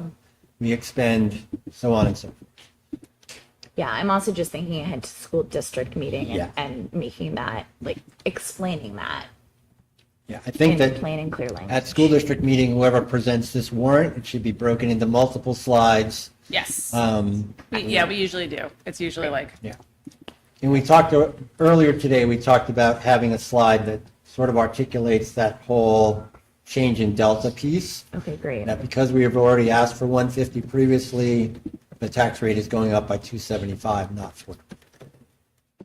And I hope, the public begins to understand that it's like saving a little bit more each and every year for whether you're going to replace a car or whatever it is that you're going to replace, your savings, whether it's, your vacation or your vehicle. That's good feedback for me. The tech trust, the request is for $30,000. Again, smooth out costs of large purchases, infrastructure replacement, and large device purchases. The large device purchases, I understand, generally speaking, that we're talking about Chromebooks. The large purchases, when Matt gets talking about switches and all the rest of that, I'm a social studies guy, so, maybe some examples here from my speaking notes about what that is, Matt, would be helpful to my life. Classroom Wi-Fi is the next one that's coming, so that should be pretty. I understand classroom. yeah. Great. I think I will also just check with you guys in terms of how often we've drawn down the tech trust in the last few years. All right, the vehicle maintenance trust. So this is what we've been talking about, and We're still going to talk about still this, talking about. So I'm not sure where we're at with this one. This is asking for $10,000. Depending upon what we decide to do with this vehicle. I mean, the $10,000 ask is assuming that we purchase a vehicle, so that we start the process again. Yeah. If we don't purchase a vehicle, is it still at 10,000, which would bring us up to 47,000? I'm not sure. So there's a little bit of what ifs in this one until we get to the end of this one. Okay. The tax impacts, all warrants. So we've got these individually. So across the top, you've got the changes from 24-25 to 25-26. And then you can see the increase of 748,000 on operating with a 53-cent tax increase. The HEA contract, 32-cent tax increase. The Teamsters contract at 2.8 cents increase. CIP just under 20 cents. Special ed at 16 cents. Tech at 2.2 cents.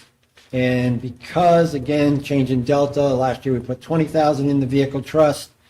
That ask is now 10, so that actually reduces the impact on taxes. So all in, we're at $1.27 on the tax rate, and the total increased amount of both operating and warrants, $1,762,393. Mr. Nato? Mr. Goupel? May I ask a question? Of course.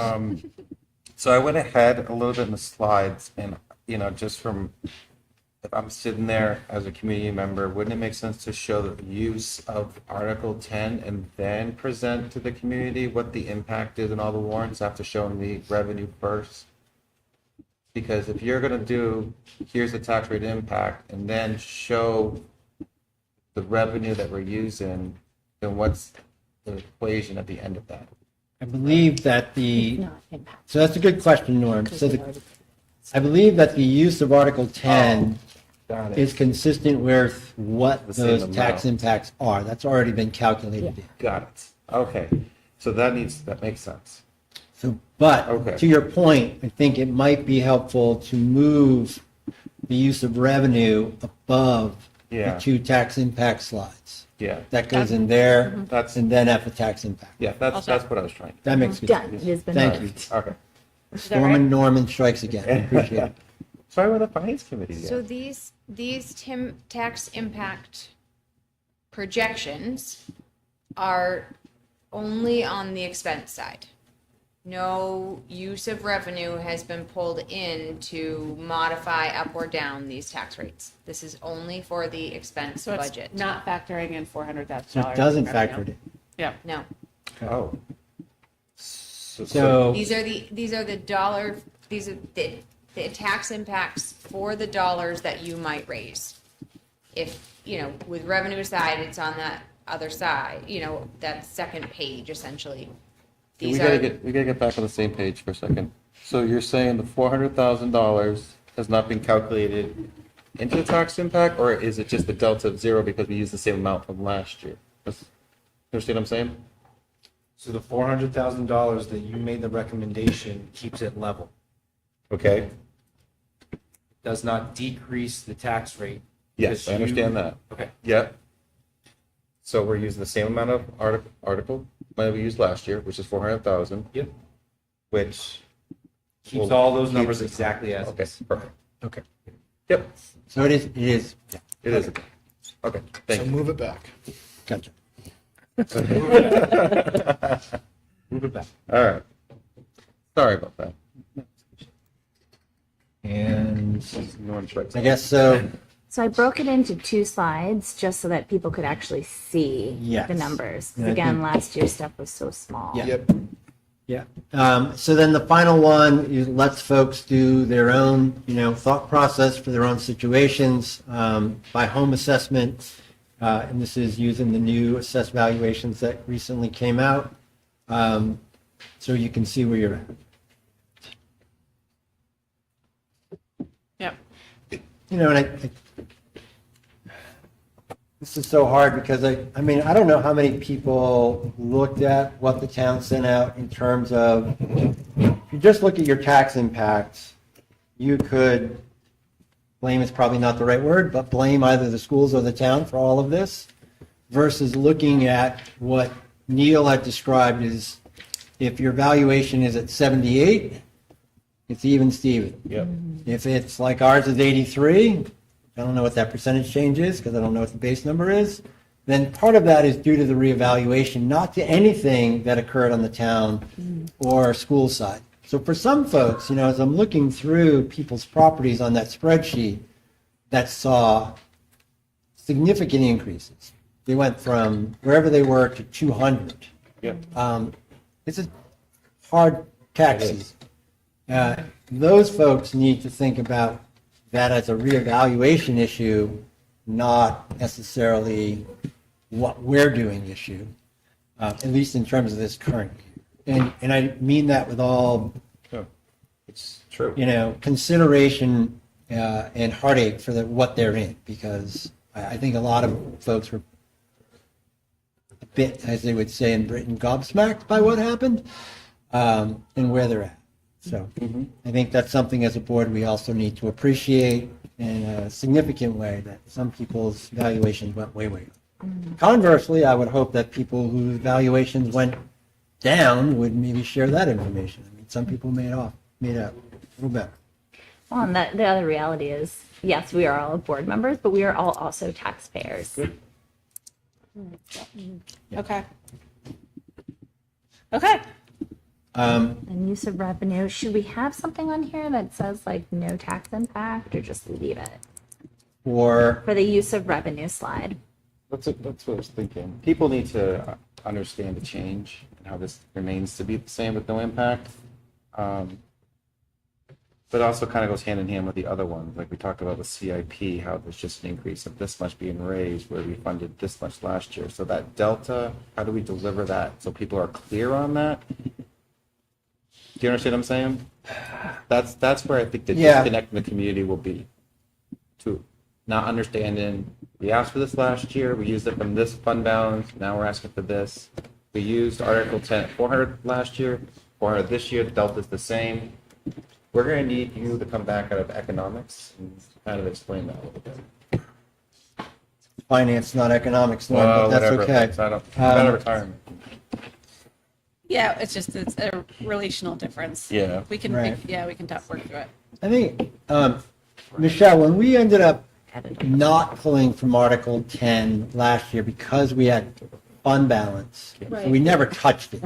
We did not. We had anticipated we would, but then at the end of the year, when everything came in, we actually had $750,000 in fund balance without taking, we actually put a little bit of money into Article Right. 10. Yeah, okay. Okay. So the fact that we used it out of fund balance didn't change the tax rate, it just changed where our money was held, so we were able to be. Okay.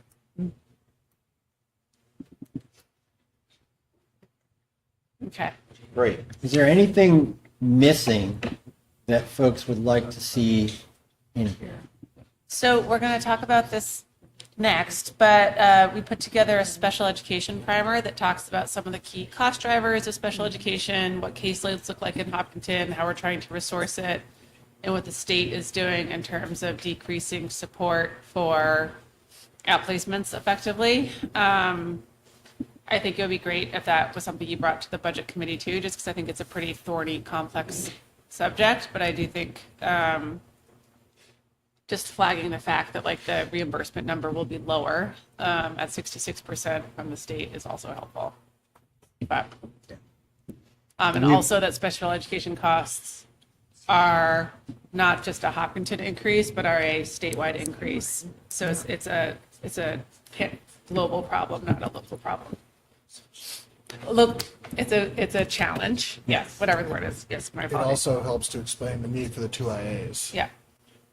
Yeah. But otherwise, I think, you know,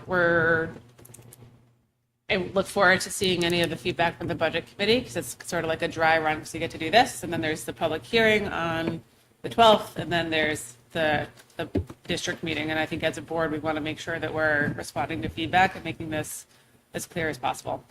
Yeah, I think they're all good dry runs for making Yeah. sure that folks at school district meeting clearly understand what's. Yes. Yep. Yeah. Hello. So two things. One, you can make motions of budget numbers, warrant articles, or all that, if you'd like. Yep. But we know budget committee tomorrow night's the first time they're going to see it, so they may give recommendations back, and then you would have to revote, reread. So, or you can make a motion just to move forward with the presentation as is to the budget committee, wait for them to weigh in on it, and then we come back and vote on final stuff. It's up to you. Personally would motion to send it to them as our sort of draft, working draft, and welcome their comment on it. My only thought is whether or not it's helpful for the budget committee to know that we all are in favor of it, if that's the case. Like, I just want to make sure that we are sending it with the full weight of the board in whatever form that takes, that you want to say, I fully support this. I feel Without a good motion, about. just verbally say we support it or not. Yeah, I mean, we can do that in the motion. Yep, great. But we're not going to do that motion until we have the vehicle trust discussion. Exactly. Okay. So we'll talk through a couple other pieces, vehicle trust, and come back to that. Does that sound good? Yeah. Okay. Any other questions or thoughts about the presentation itself and the information that we are providing? I don't have a thought about, I think that this is really good, like to go to the budget committee. I think it breaks things down in bite-sized pieces. I think it's well organized. And I think, Rob, you do a nice job talking about it. The one thought that I had really isn't about the budget committee. When we finalize this, can this go up on Diligent Community or something? Yep. Like Yeah. Oh, so yeah. that people on their phones in the Yes. stands Yes. can Yep. follow Yep. along as opposed to looking at that Yes. big screen? Yes, that will, yeah. That was we'll be- like- Yeah, we'll be populating, we'll talk about it. Okay, and that, Yeah. we don't need to deal with that now. I just Totally. had the thought and wanted Yeah, to say the last year thought. we put it on the budget, the budget page on the Right. website. And I think. So we need to do a good job So you could broadcasting roll that it. at the Yes. meeting Yes. And it also goes into the budget so that bulletin. people know. So and then people can pick up the actual book and they'll Right. be able, yeah. That 100%. too, but, Yeah. 100%. okay. Okay, so with that, there's two things we wanted to talk through. One, in Diligent, and this will get posted, we have a couple, we're going to take feedback and then probably post this for the public tomorrow, just for everyone watching. There's a special ed primer if you look on your Diligent Community agenda. But what we're trying to do is we have had a lot of discussions since September about special education, what's driving costs, how do you understand an IEP plus a 504, how do you think about a tiered system of support, who are the staff members who are engaged in the school district, what do our numbers look like, and what does that mean in terms of caseload and caseload management. And so what we did was basically pull from the discussions that we've had with Mandy, the discussions we've had with the board, a couple of Mandy's reports since June and December, and then put this all into one document. So again, Jonathan, to your point, so for folks at home who may or may not have been watching every single meeting, could sort of catch up and sort of see where we are and why we're there and what we're trying to do. It's long. I don't expect that everyone is reading it right now, but if people want to take a look and let me know if you have questions, thoughts. Has this been viewed and approved from our legal team to be out there in public? Yeah, well, this is the same thing that we've, yeah. Okay, I just want to make sure, because Yeah. there's supporting schools on, okay. Yep. All right. That's like the 10-year, like in the past 10 years, these are some Yeah, schools. I just don't want a student identified or anything. No, we've talked about it with Yeah, Andy. Yep. okay, perfect, thank you. All right. But very open for feedback. One of the things that we're trying to do is make sure we're providing enough background information as we move through this process, especially given that $755,000 increase in special ed. All right. Is this what you're thinking I should not go over in detail with the budget committee tomorrow I think night, you but could do. perhaps I don't share think. with? I think you should share this too. Like the goal is to try to get this ready so we can share it with the budget committee tomorrow. And I think if you include some broad strokes, it's beneficial. But I think providing this as supplemental material could, I defer to you as a budget committee representative, but could be helpful as people think through it. So two things, when we send over the presentation to Neil later tonight, tomorrow, whenever that happens, we could send this as well. Yep. But we're also going to want some paper copies for at least a few of our budget committee members. Yep. So, and for the public that might be there. Wonderful. Cool. Okay. All right. Next up, I'm very excited about this. We have a pretty robust schedule. Again, if you click on the next doc for the Hopkinton School District budget info session, one of the things we talked about as part of our June board goals, and I also shared the doc with everyone as well. I have to refresh your. Yeah. Is this on Diligent? It's on Diligent. Just refresh your page. It was a Only late that. add, or it's in the drive folder, or I shared it to your Gmail.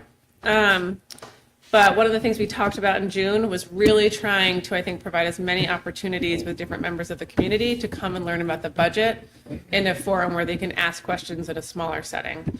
And so knowing that the school district meeting is March 8th, that we have the budget committee public hearing on February 12th, where we will hopefully get a stamp of approval from the budget committee to go forward. It was really thinking about what information and what sessions can we provide between the 12th and the 8th to really meet with as many community members as possible. This is great. Thank you. So we're doing a senior lunch on the 29th. I'm just going to talk about this for people who might be watching, but we were thinking about having budget nights and tours at each of the 3 schools where we'd have 2 school board members present. So we could sit down and talk through the budget with parents, community members who might want to come, who might want to see some of the work that's been done on the schools, et cetera.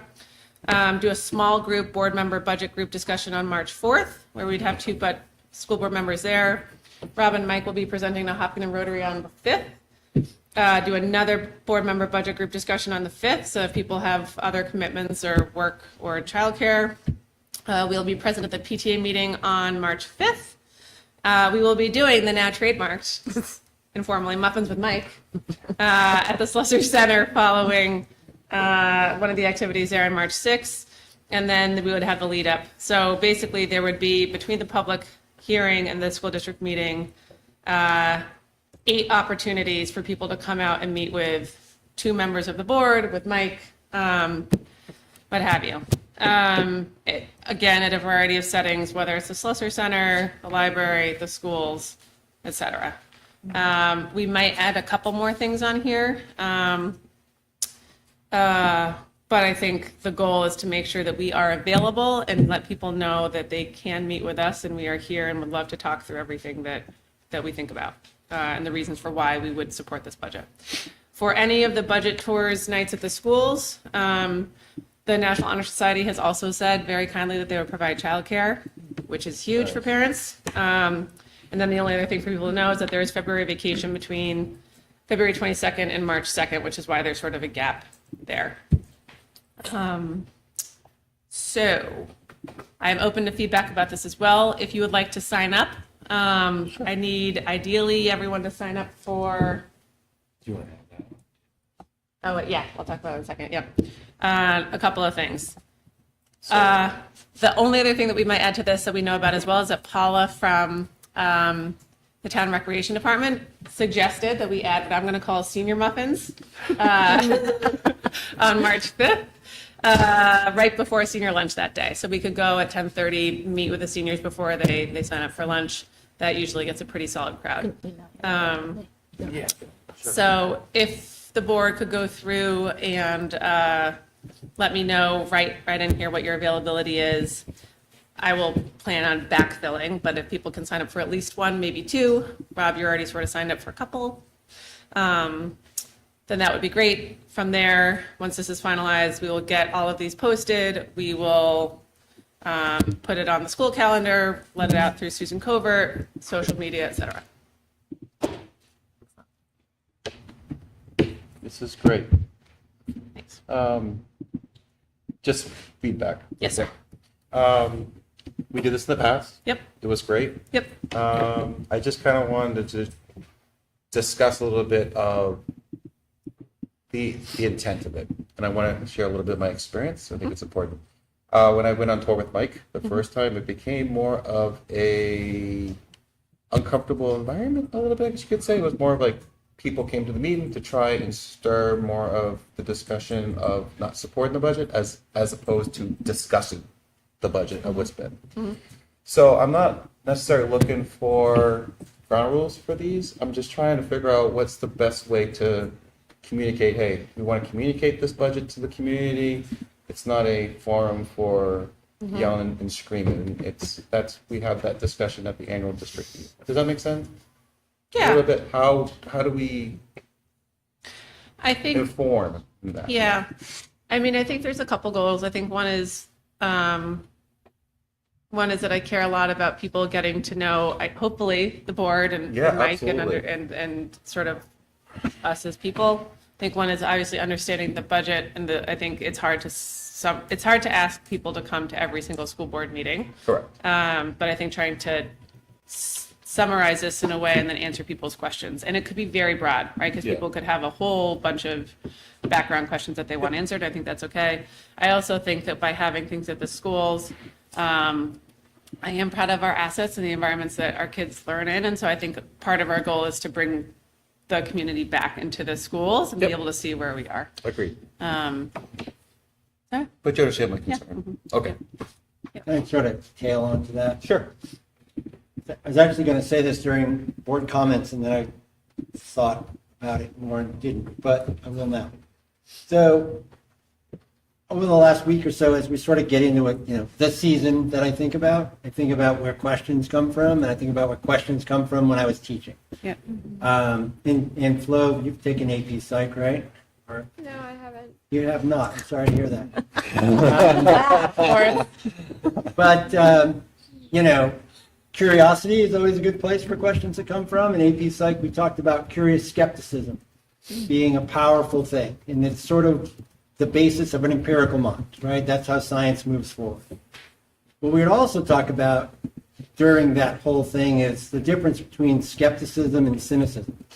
And there's a broad difference. Curious skepticism can be very positive.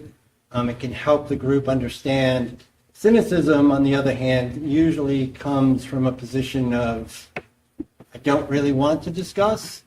I've already sort of closed my mind to this, and I'm moving forward. So I would encourage that, whenever we're having these forums that we expressed to the group that we really should all be there with a mindset of curious skepticism Yes. or curiosity. And that's how we can, and I thought the discussion around the vehicle thing earlier tonight was sort of a very good example of that. Yep. There was a lot of curious skepticism and curiosity, which I think is positive. So, I think part of our doing that is we need to set the stage. I don't want to be pedantic about it, but 30 years in the classroom, it's kind of hard to get away from. So, anyway. So you understand where Yeah. I'm going Totally. with, and I don't want two board members to be in a room where it's Yeah, right. hostile. We do our best to answer questions, and we absolutely want to answer questions to pass this budget. Right. And I think board members can also assume best intentions. That people are asking questions because they're interested. in Absolutely, more. and we want to answer as many questions as we can, but I think what Rob just said is better than I could have said it, so. All right. Okay. Okay, great. So if everyone lets me know, or just plops their names into the doc, I would be jazzed, all right? And we'll You're get, going to do your little Google invite thing? So I it did do it. You should magically already shows have up? it. Oh, my I already God. have it. Yeah, I did it. Cool, okay. So with that, if I go back to the agenda, I'm here. We are going to go back and talk about vehicle maintenance. All right. All right, so we had a public hearing prior to this meeting from about 5:15 to 6 to talk about the maintenance van and potentially looking at further evaluation of the van or expending from the trust to be able to purchase a slightly used van to replace said current van. Now is the time that we are going to further discuss it as a board. Do we have any opening comments? I will say that I'm much more where Rob is on it. I want more information about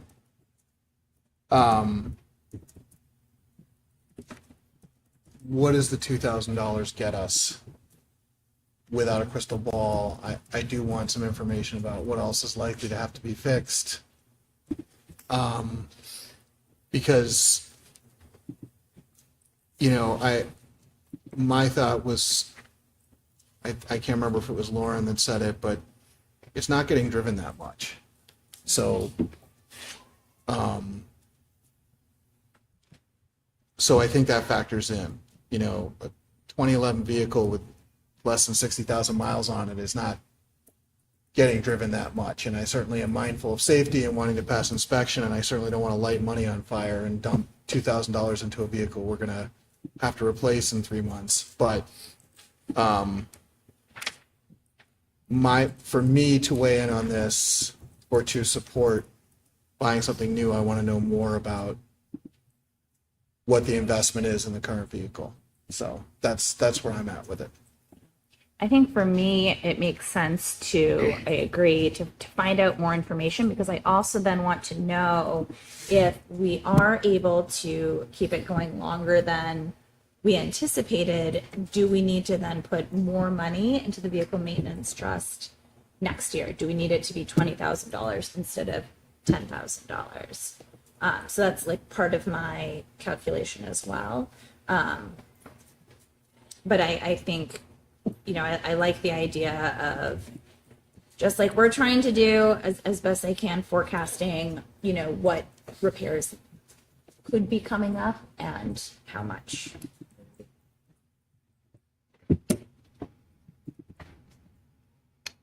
We're all looking at me now. Yeah, because I'm making a lot Yeah. of face. So I'm with you guys. I think Mike got me on safety. So I guess that's where, it's not being driven a lot, Jonathan. I'm with you on that, but I am very cautious of the safety of our employees. So I guess can't tell Mike your team can't drive the van, but that is something in the back of my mind where if someone's hurt because it's not repaired, that's a concern for me. Big concern. No one should be driving a vehicle. Would you get in your car if you knew that had to be repaired and there's a dangerous? That's the wrong guy to ask. Yeah. Yeah. So I'm with you guys on that, and I'm fine with that. I'm just really concerned for the safety of our employees because that is it's going to be snowing soon. But again, if they're not driving it and they can wait, that's fine. I mean, they are driving. They are driving. They are driving. They are I just want- driving. I just want to Like, be careful it is of being what we driven. classify. The employee is in the van from 6 a.m. until the end of his shift every day. It's how he gets everywhere. He gets from one building to the next. So whether it's small mileage, I just want to be careful on how we quantify a lot. Yeah, he's not a commuter. He uses the van. Food service uses the van every day. So it is used every day for 240 days of the year. I am totally fine with sending the van for evaluation to give you all the intel that you need. We are going to need a van. I just want to be clear. Yeah. It's Yeah. the district will need a van. This is not a home vehicle. We put an employee in the van. We expect the employee to drive the van, not their own van. So as you guys navigate, I have no problem with where we go. I just want to go on record again, as Mr. Rizicki told us that we will need it's coming to end of life. And I agree with what Lauren said. It wasn't rubber undercoated or whatever. That's not even me. Jim said the new one would need the undercoat. Like, we get all of that. So that's what Mr. Rizicki brings to the table is it's not just coming out of nowhere. I just want to say that again. So whatever you guys direct us to do, we will do. Before you make a decision, I understand. We're going to have to do a pretty quick turnaround though, because you're going to have to make some type of probably number solidification at the next meeting or maybe, you know what I mean? Yeah. So Yeah. if that's the directive, I would like it this evening so that we can try and get into an appropriate, and this is weird. I don't want to take recommendations from people, no offense. I want Mr. Rizicki to do his job that we pay him to do, to find the person to do it. Okay? Sorry. Okay, so the board's directing you to present us with. Well, Dulcie didn't say anything yet. I have not. Okay. I'm done now. So I do listen carefully to your recommendation, and also to the public comment that we got from everyone, and I appreciate it. I think as long as we can move expediently, that's fine. I would like to understand pretty quickly here what our options are. I do not want to spend upwards of $5,000, $7,000 in the next 2 years towards a vehicle that's going to have to be replaced. Correct. So if something like the transmission, if it's not just something like, that's like a quick transmission line fix, but it's something else, if there's something else that's like the frame, I am mindful of money now, I am mindful of money later. So I think we just want to get to a crisp understanding of what that looks like, and budget appropriately. Okay. So is there, do we need an actual? Rob's turn too. Yeah, go ahead. Everyone gets Yeah, a turn uh-huh. here. So I did a cursory look while we were doing things at Yeah, I do the book same. value. 5,000. So I got a little bit higher, but maybe we put it in a different vehicle. But anyway, I think that my motion would be, I would make a motion to table this for 2 weeks. What are the total cost of repairs, things that are articulated here to keep this thing on the road with professional opinion. Is this a 2-year vehicle, a 3-year vehicle? What is this? What would be a reasonable, and I would say on the lower end of its market value? So we have an all-in sense as to what we're going to expend for a new vehicle. I in no way want anybody driving in an unsafe vehicle. We've been talking about this probably for far too long. But I also think there aren't many times on this board when I like to make it equal to what I do in my personal life because schools are not homes. I've made that point a bazillion times in the last 5 years. This is a situation where it's very much like what you would do with your personal expenses. Is it worth me investing more money in this vehicle? Yes or no? In order to do that, I have to know what I can get out of the vehicle and what the expenses are. So I would make a motion that we table this for 2 weeks, ask Mr. Rizicki to get us that information, then we come back and make a decision. So I'll second his motion. All right, any discussion? Just to clarify, so market value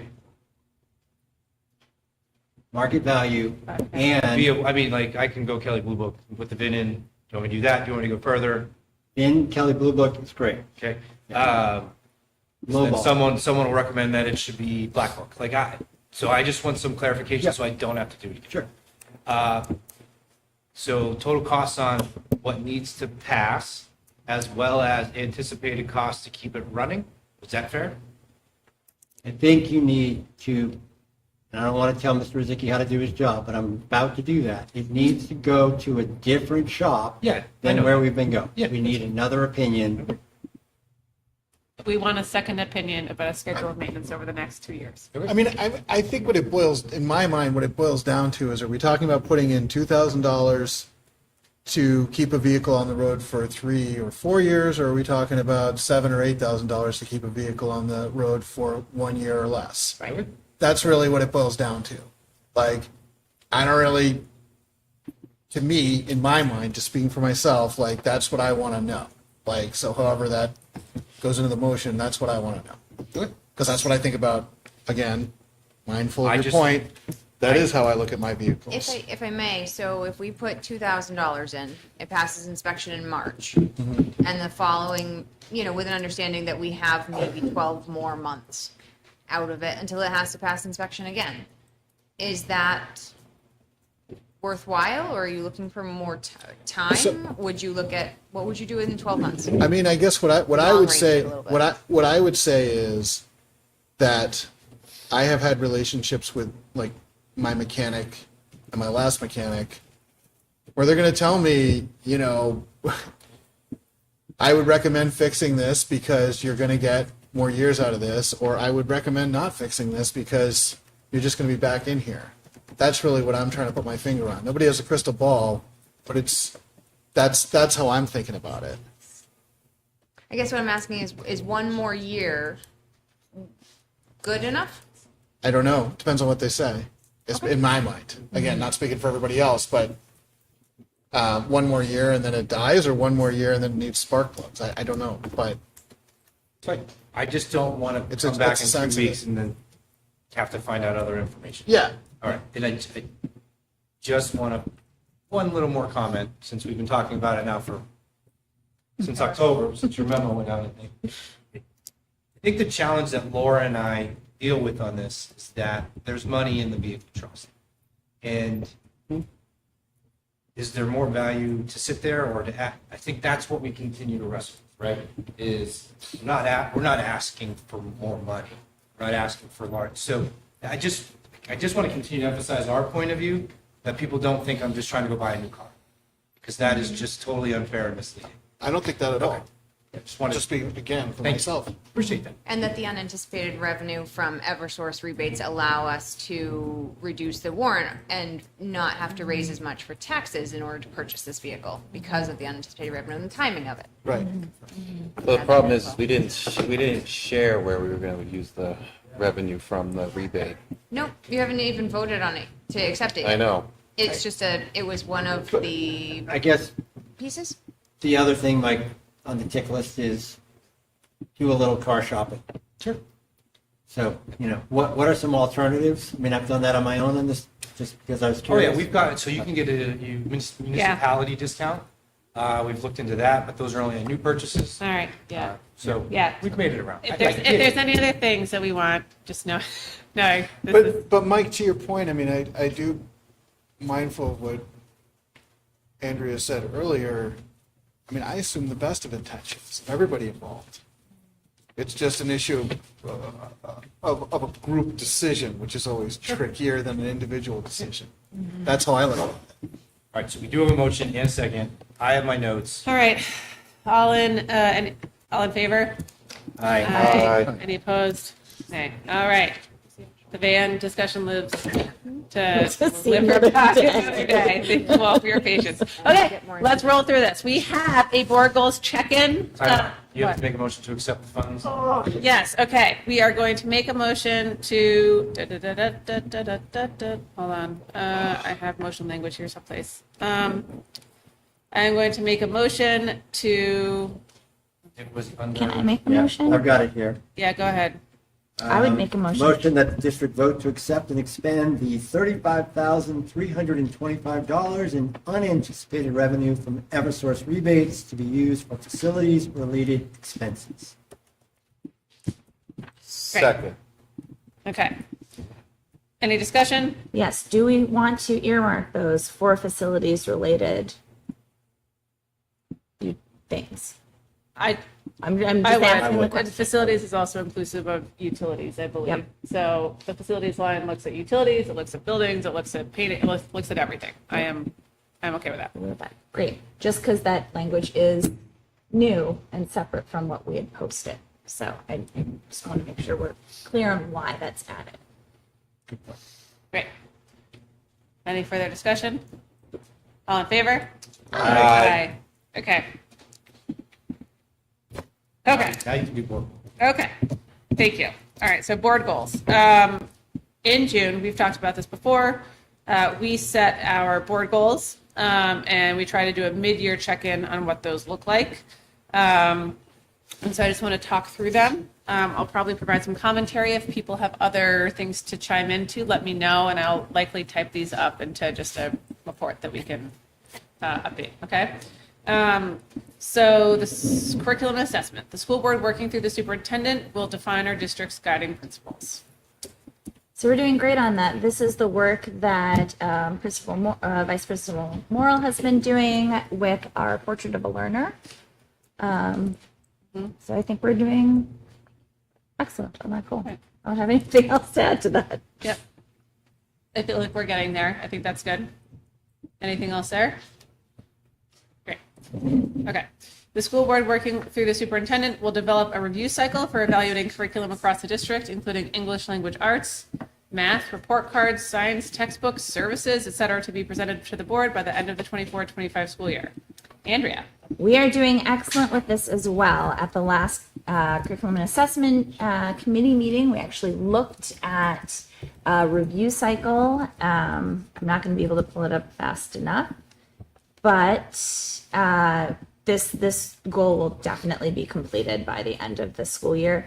And both the teachers on the curriculum committee have been the drivers of this plan, which has been great.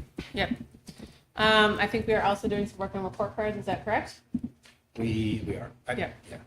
Work is ongoing for report cards. Okay. Great. Like we added an addendum for Harold Martin. Yep. To align with, so it's work in progress. Yep. To reflect new literacy curriculum. Okay. Finance. The school board, working through the superintendent, will develop an analysis of increasing special education costs with a report to the board by January 15th, 2024. I think that's the primer you just saw. Yeah. Great. Yeah, so I feel like we did that, which feels great. The school board, working through the finance committee, will create a 3 to 5 year financial analysis by end of year 2025. We've had. Not so good. Yeah. I really, honestly, I just don't think it's possible. Yeah.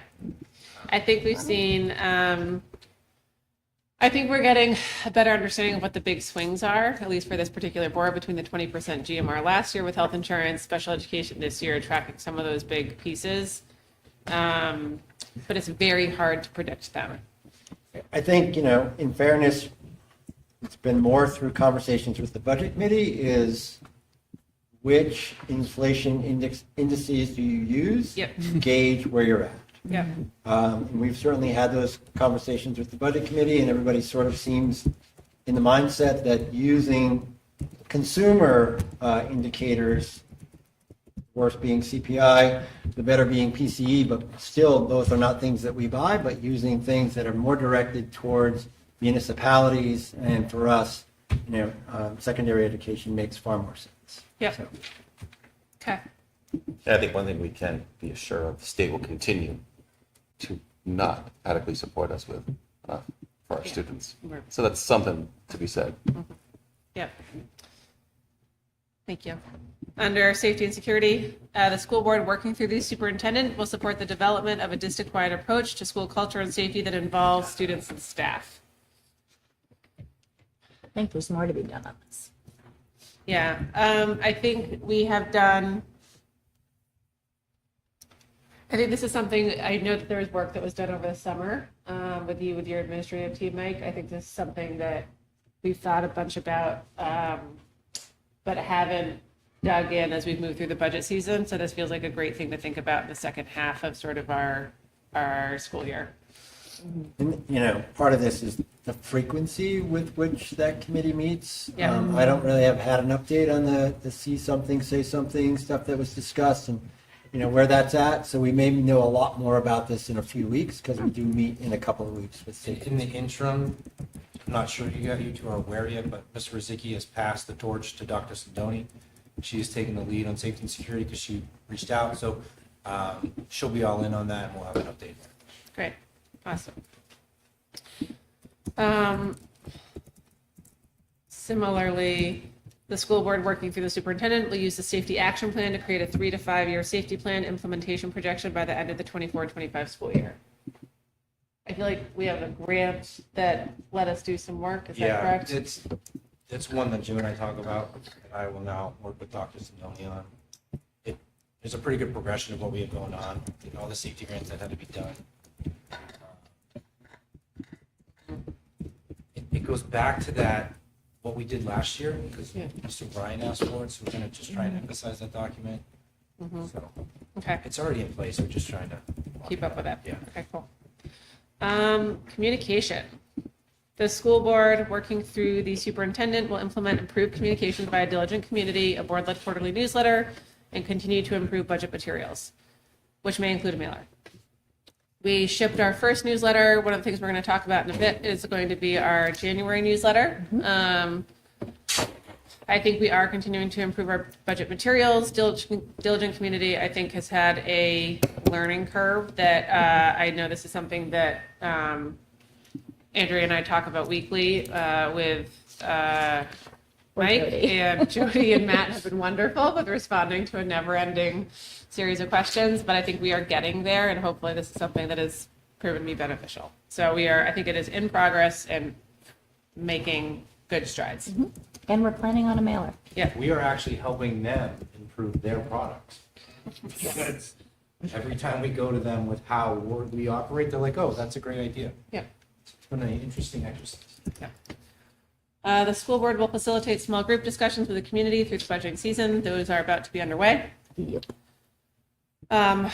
Culture and climate. The school board, working through the superintendent, will proactively address goal 1 of the culture and climate section of the strategic plan.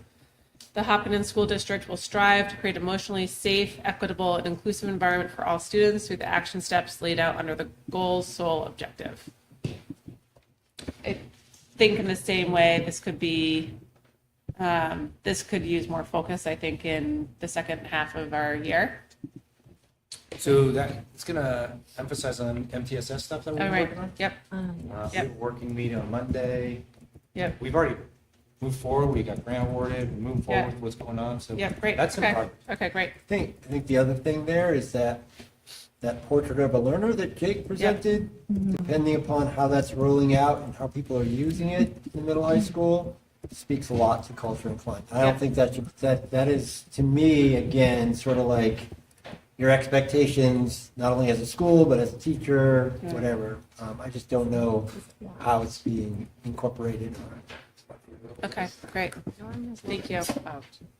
You don't have to open it. Okay. Sustainability, the school board, working through the energy management committee and using the work from the resilient building group and energy management consultants will prioritize and down select the first round of projects to mitigate and minimize energy outlay and cost for the Hopkinton School District. This is underway. We are meeting in our January meeting to discuss the RBG reports in detail, and we should have the first draft or the report from energy management consultants then as well. So it's in progress. We have information, and now I think the energy management committee is going through it. Okay. Sorry. Okay, personnel. The school board, working with the superintendent, will support resource allocation to implement a multi-tiered system of support. Underway. On it. Great. You'll also be able to read about MTSS, more about what that means in the special ed primer. The school board will negotiate a new 3-year contract in good faith with the HEA union. Yes. And similarly, the school board will negotiate a new 3 to 5 year contract in good faith with the Teamsters union. 4 years. Yep, that's right. So, you know, it was interesting because I was looking through these last week, and there's room where I think we really need to lean in. But I think that setting these goals was actually really helpful for us in terms of thinking about what we actually want to accomplish this year. And it's beneficial for me to reflect back on them and sort of reset at this moment in time going into, obviously, district meeting and then through the end of the year in June. If people have more thoughts, please let me know. I'm going to type this up and then we can post it. All right? That was exciting. Great.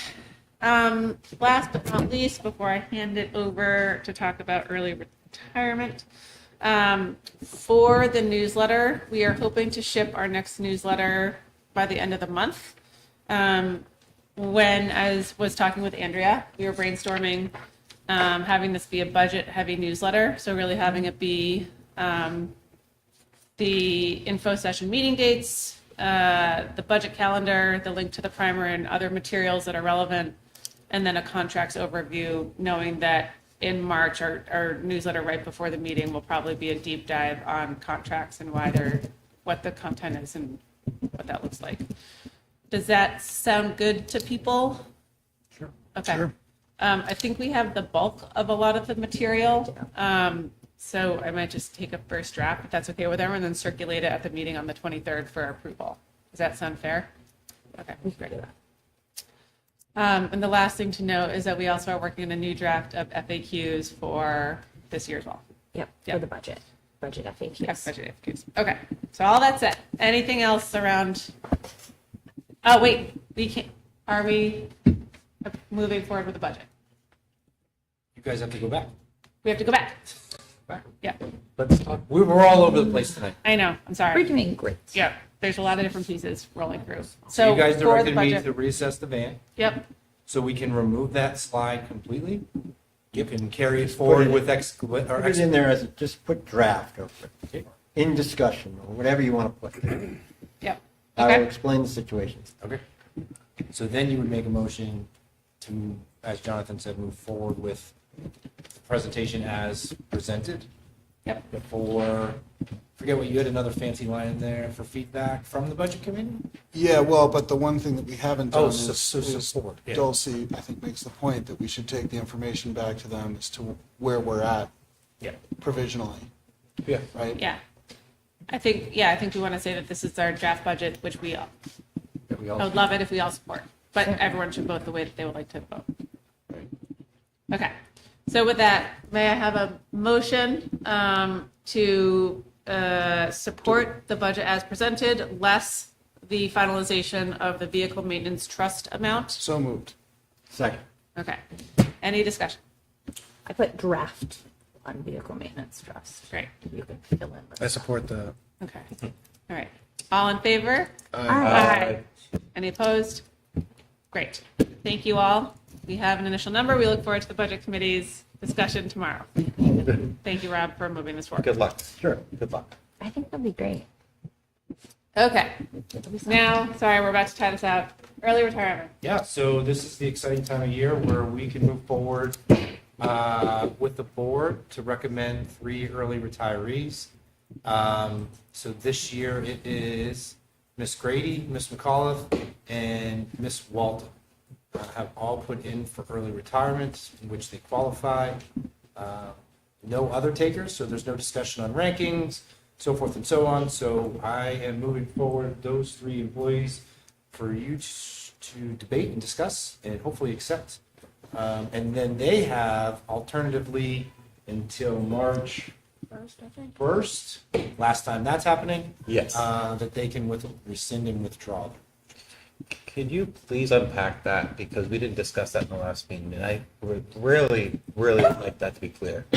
Unpack that we changed it in the HEA contract to move that date Up. up. Correct. Yeah, so March 1st is difficult for budgeting purposes because you think one thing is going to happen and then another thing happens.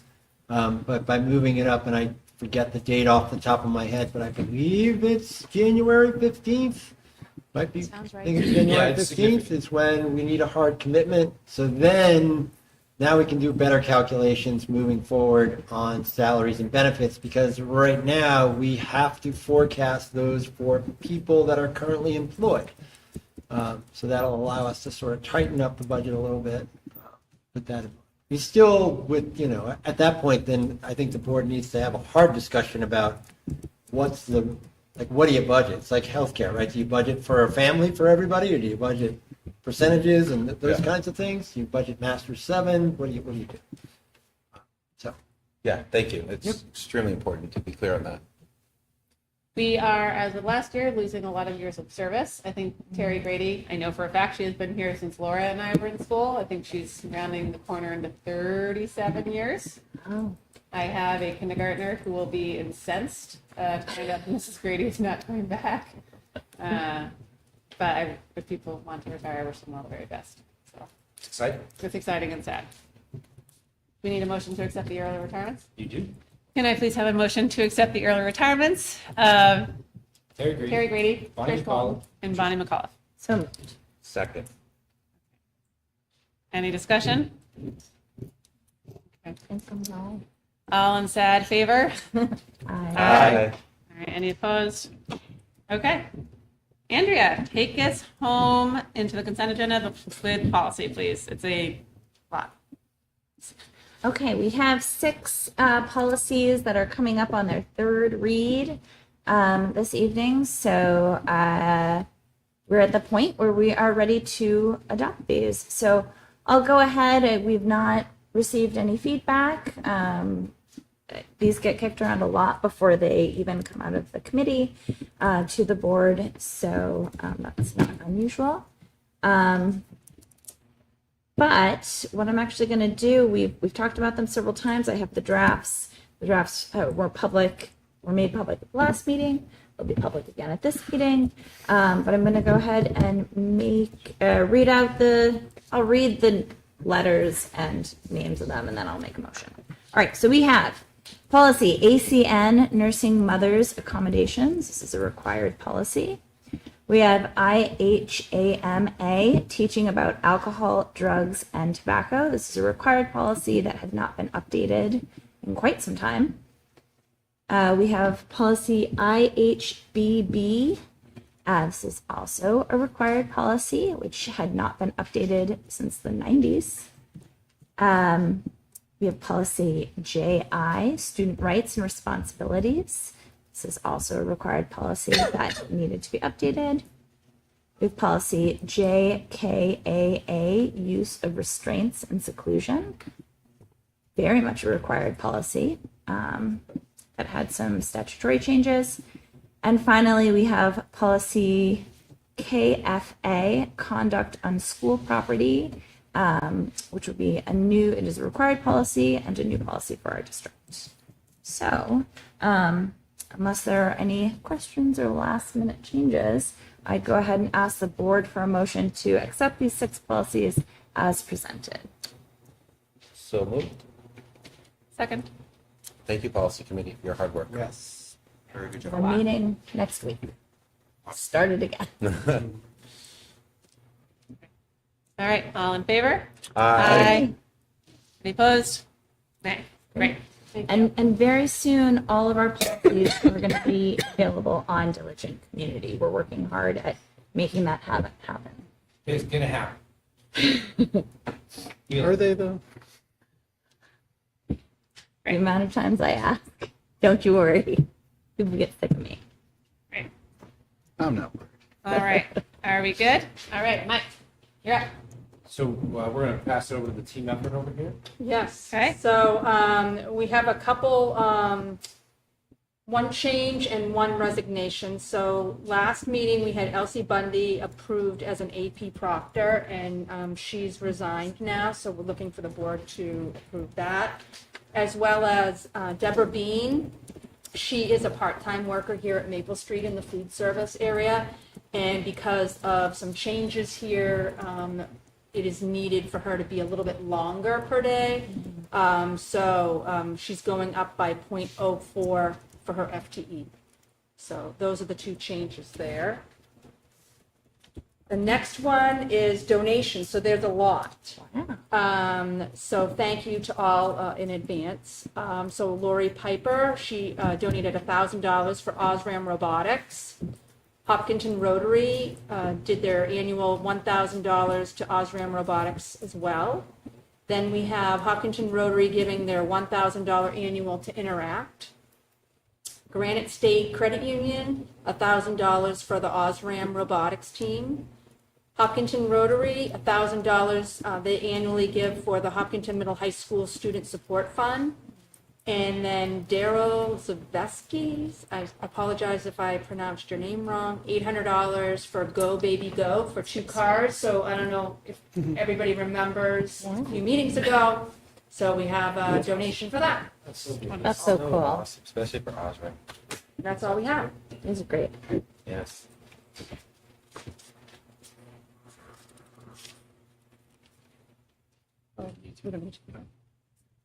Okay.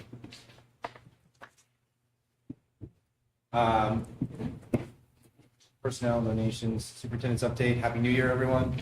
Welcome to 2025. We're almost at the halfway point, which is eerie to think. We've had 0 snow days. Yeah, I say that stuff out loud and don't knock on wood. It's going to be freezing for the next couple weeks, so it's going to be a good test for some of the things that Mr. Rizicki has worked on with temperature control. And I'm looking forward to what's to come. That's it for the updates. So with that, I would ask you to accept the consent agenda as presented. So moved. Second. All in favor? Aye. Great. Okay. Committee updates. Finance, safety and security, policy. EMC is meeting at the end of the month. CNA is meeting in 2 weeks, which you touched on a little bit for curriculum reviews. Or anything else you want to say about CNA? No, it's going great. Great. Okay. CIP, any updates? Yep, go ahead. Yeah. You want me to discuss it? You're pretty you're great. One Well, of we you guys. confirmed the warrant amount for today. Yep. That was one thing that Mr. Rizicki shared with us. But there's things down the dock that I think Jonathan will speak to that's a little bit important. No, I mean, we talked about the boiler. Yeah. The boiler's So, boiler in the middle school is, Maple Street. I'm sorry, Maple Street. I keep, so, You gotta speak up, Mr. and that's in red on that slide to emphasize that issue, which is going to be, we're talking about different possibilities. Do we want, how do we want to replace it? We may get some more information on that, and it may require us to, kick the can down the road on some of the other things that we wanted to do. So, fair? Fair. Can we mention that maybe we may have another meeting where EMC comes in and discuss a little bit of alternative solutions for us for the district, which would be a clear example of good stuff for us that would help. But that's down the road. Right. So Jim's doing a great job of prioritizing what the needs are for our schools. I think he emphasized that we really need to fund at the full amount of $425,000 and how important that is. It's extremely important. The one thing I'll point out, because I know budget presentation is tomorrow on this, I had asked at the committee meeting, this boiler at Maple Street on the CIP was predicted, we were looking at dealing with that in 2 years. We're looking at dealing with the high school boiler in 1. Yeah. So, just to kind of keep that in mind, in terms of hopefully we'll get lucky on those things, but those are big ticket items. The storage tanks are big ticket items. So these are all things that the committee is discussing. Thank you. Rob, just really quickly, we need to schedule another finance meeting. So that's a committee update. Okay, Coming from Laura. thank you. Good. All right, thank you, CIP team. Yeah, great. All right, public comment. If you would like to come up for everyone who is still toughing it out, name, address, 3 minutes. Love to hear from you. Lauren Clement, 86 Maple Street. I know it's not Q&A here, but I'm going to kind of comment. On the slide that you had, the handout that you put out, and I don't know what it's like, budget snapshot, I guess we call it, that has the green and the blue and the yellow.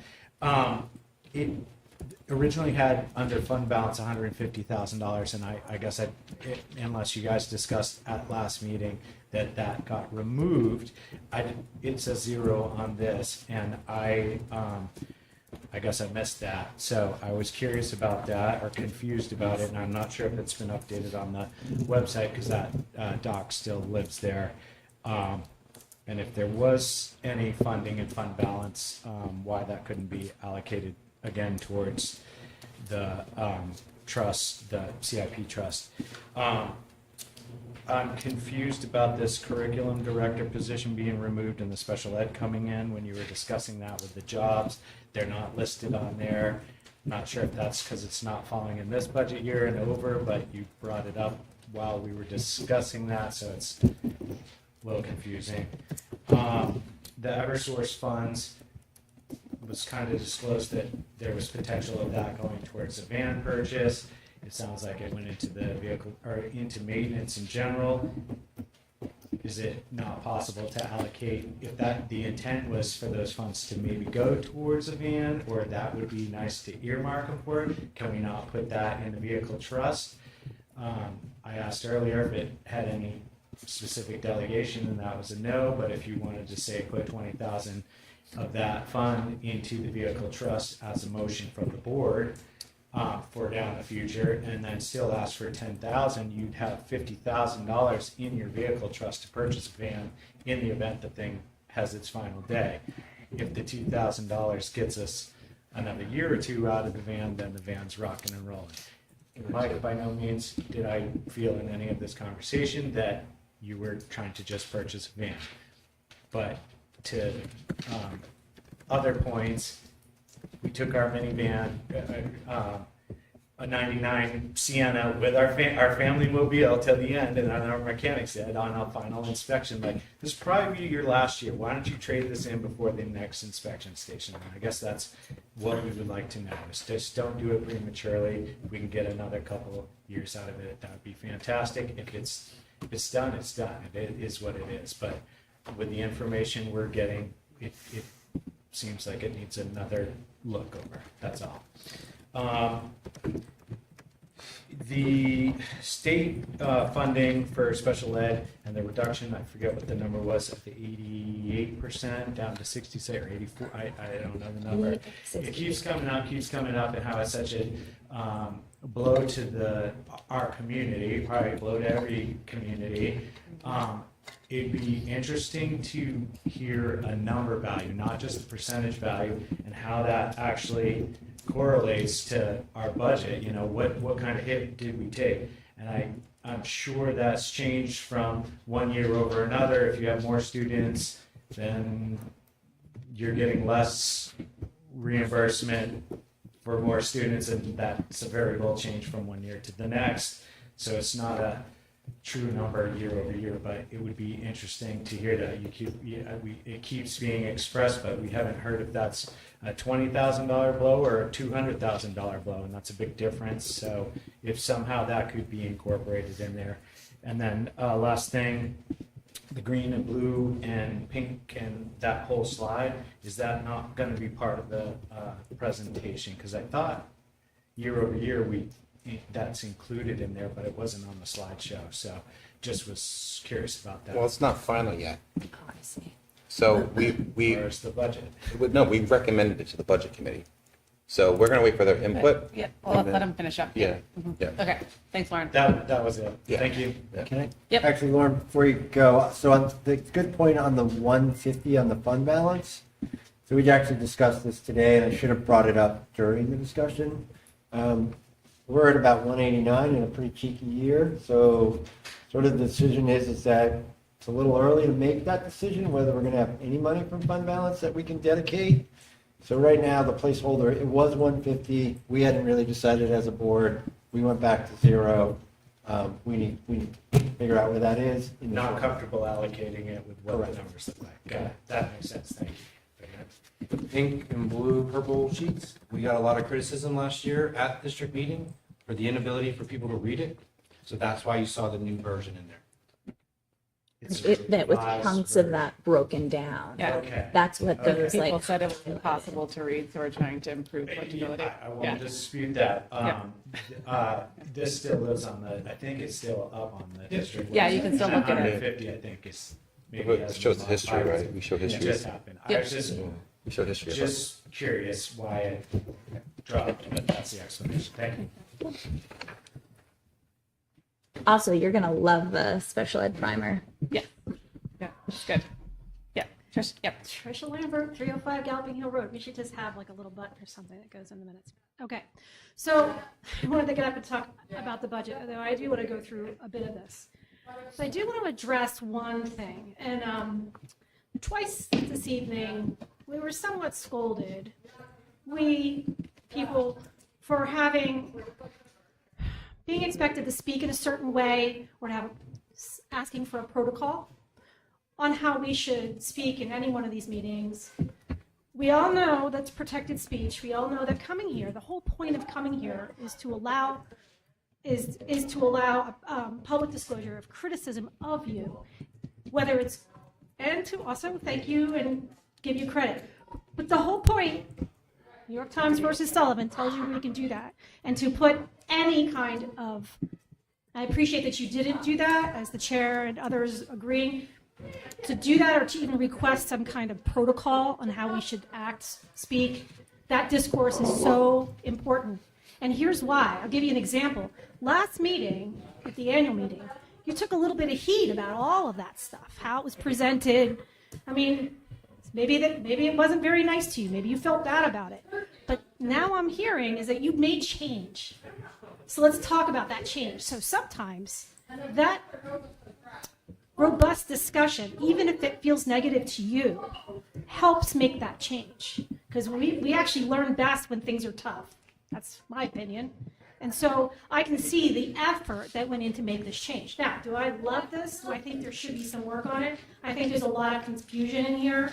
I would certainly ask you to look through again, make sure it has a nice flow, that people understand. I appreciate that outreach.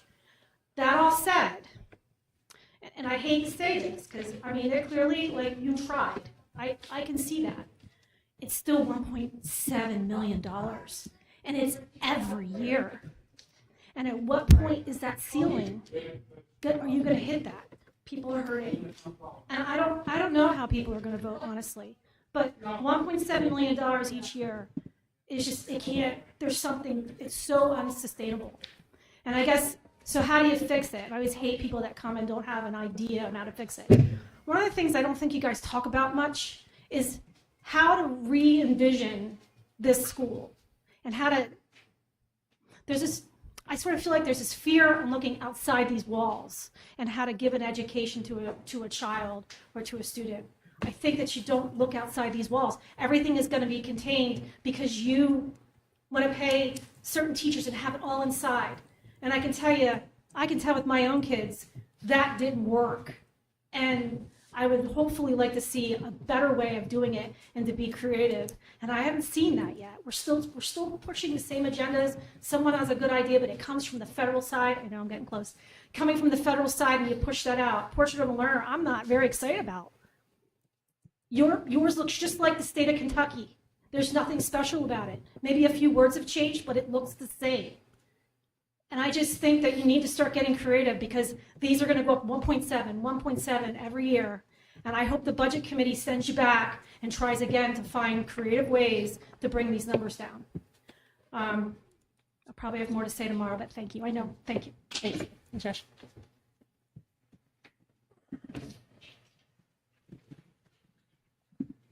Rick Macmillan, Maple Street. Just a couple things, looking at this. I have no idea, this is going back to the proposed Teamsters contract, didn't really get into it. A number I'm wondering about, just because there are so many in there, you guys have, there's a billion numbers you have to deal with one at a time. The contract calls for 7% share, I think. And what was it last year? Because I don't see. It started at 94.6, where they were paying 6%, and so the first year of this next proposed contract goes to 7, 8, 9, 10%. Okay. And the only reason I'm asking is, so is there a dollar amount that you could provide for me, or I could research and find somewhere on that part of the contract that the town spends? And like I've said many times, I went to school to be a teacher. I got nothing against teachers, and they deserve to be paid well. Don't get me wrong. Sure, we have numbers for gross costs for each plan, for individual, family, et cetera. And the only reason I ask is because I went to school here, and I had some decent math teachers. And looking at this, 7%, 8%, 9%, 10%, it's not a big deal, right?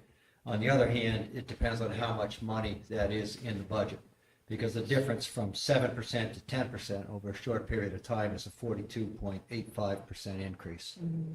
So a 42% increase over 2 or 3 years in that piece of the budget is substantial. And it's a way that the Teamsters can get in there and put numbers like that in there, and you go, oh yeah, that's 7, 8, 9, that's not a big number. We're talking money. Mm-hmm. We're not talking percent increases. So that's a, like I said, 42.85% increase in that piece of the little piece of the budget. So if you're looking at details, that's one thing that I'd be curious about. The other thing has to do with the van, and I'm not about anybody being endangered in any way, and I agree with the majority of what's going on here. You're going to check it out and figure it all out. But as you're comparing costs, because I hear over and over again that, well, if we're just spending $2,000, that's fine. If we're spending $5,000, that's a lot, so on and so forth. But if you have any business background, if anybody in here has any business background, you're going to sit, you're going to analyze all the benefits and all of the costs, which you guys seem to be doing a pretty good job on. With that, on the van, as was mentioned earlier, what's it going to cost, what does it cost right now to register and insure the van that is A? So that's going to be weighed, because there's going to be a difference there. And another piece of that, so yeah, insurance, registration, all that, and then another piece that came to mind was depreciation. Mm-hmm. One of my things when I'm looking at buying a new vehicle is, okay, well, this is cool, but I know when I drive it out of the parking lot, I'm going to lose a few $1,000s. So if you add that initial, if you could, even if it lasted 1 year and then you throw it out, whatever, but add that number into there, because realistically, whatever you buy, it's going to depreciate heavily. And that works its way down to where this van probably isn't going to depreciate a lot. You can do the math. You said you can look up the numbers. So please look at all of the details on those numbers, because if you're just looking at what it's going to cost to fix it, that's not going to work out. But yeah, I think you guys have been pretty deep into this, and I appreciate what you're doing. Thank you. Thank you, Rick. Thank you. Okay. Any other comments? Just really quickly. Old business? Yep. So as we get into, I'm just reliving what happened last year. So that CIP slide, right? So Rob, if we can reiterate that it's a living document, and that will probably change between now and when we present it at district meeting. When we present it at district meeting, it's a flow of what we anticipate versus what might break. So last year there was a lot of discussion around solar panels and roofing when it was never really going to move forward. It was only a placeholder at the time. So just reiterating that those are placeholders. Second, I would ask that if a person wants to evaluate our van, to make an appointment with Mr. Rozicki and not come on your personal time. It is a liability for me if you are rolling under the vehicle for any reason to check out what's going on. So please just do it appropriately rather than coming after hours and checking the vehicles. All right. All right. So we do have a need for a non-public under RSA 91-A:3, 2, parentheses C. So we are going to go into non-public, and we will not be coming back into the meeting following our non-public. It is a roll call vote.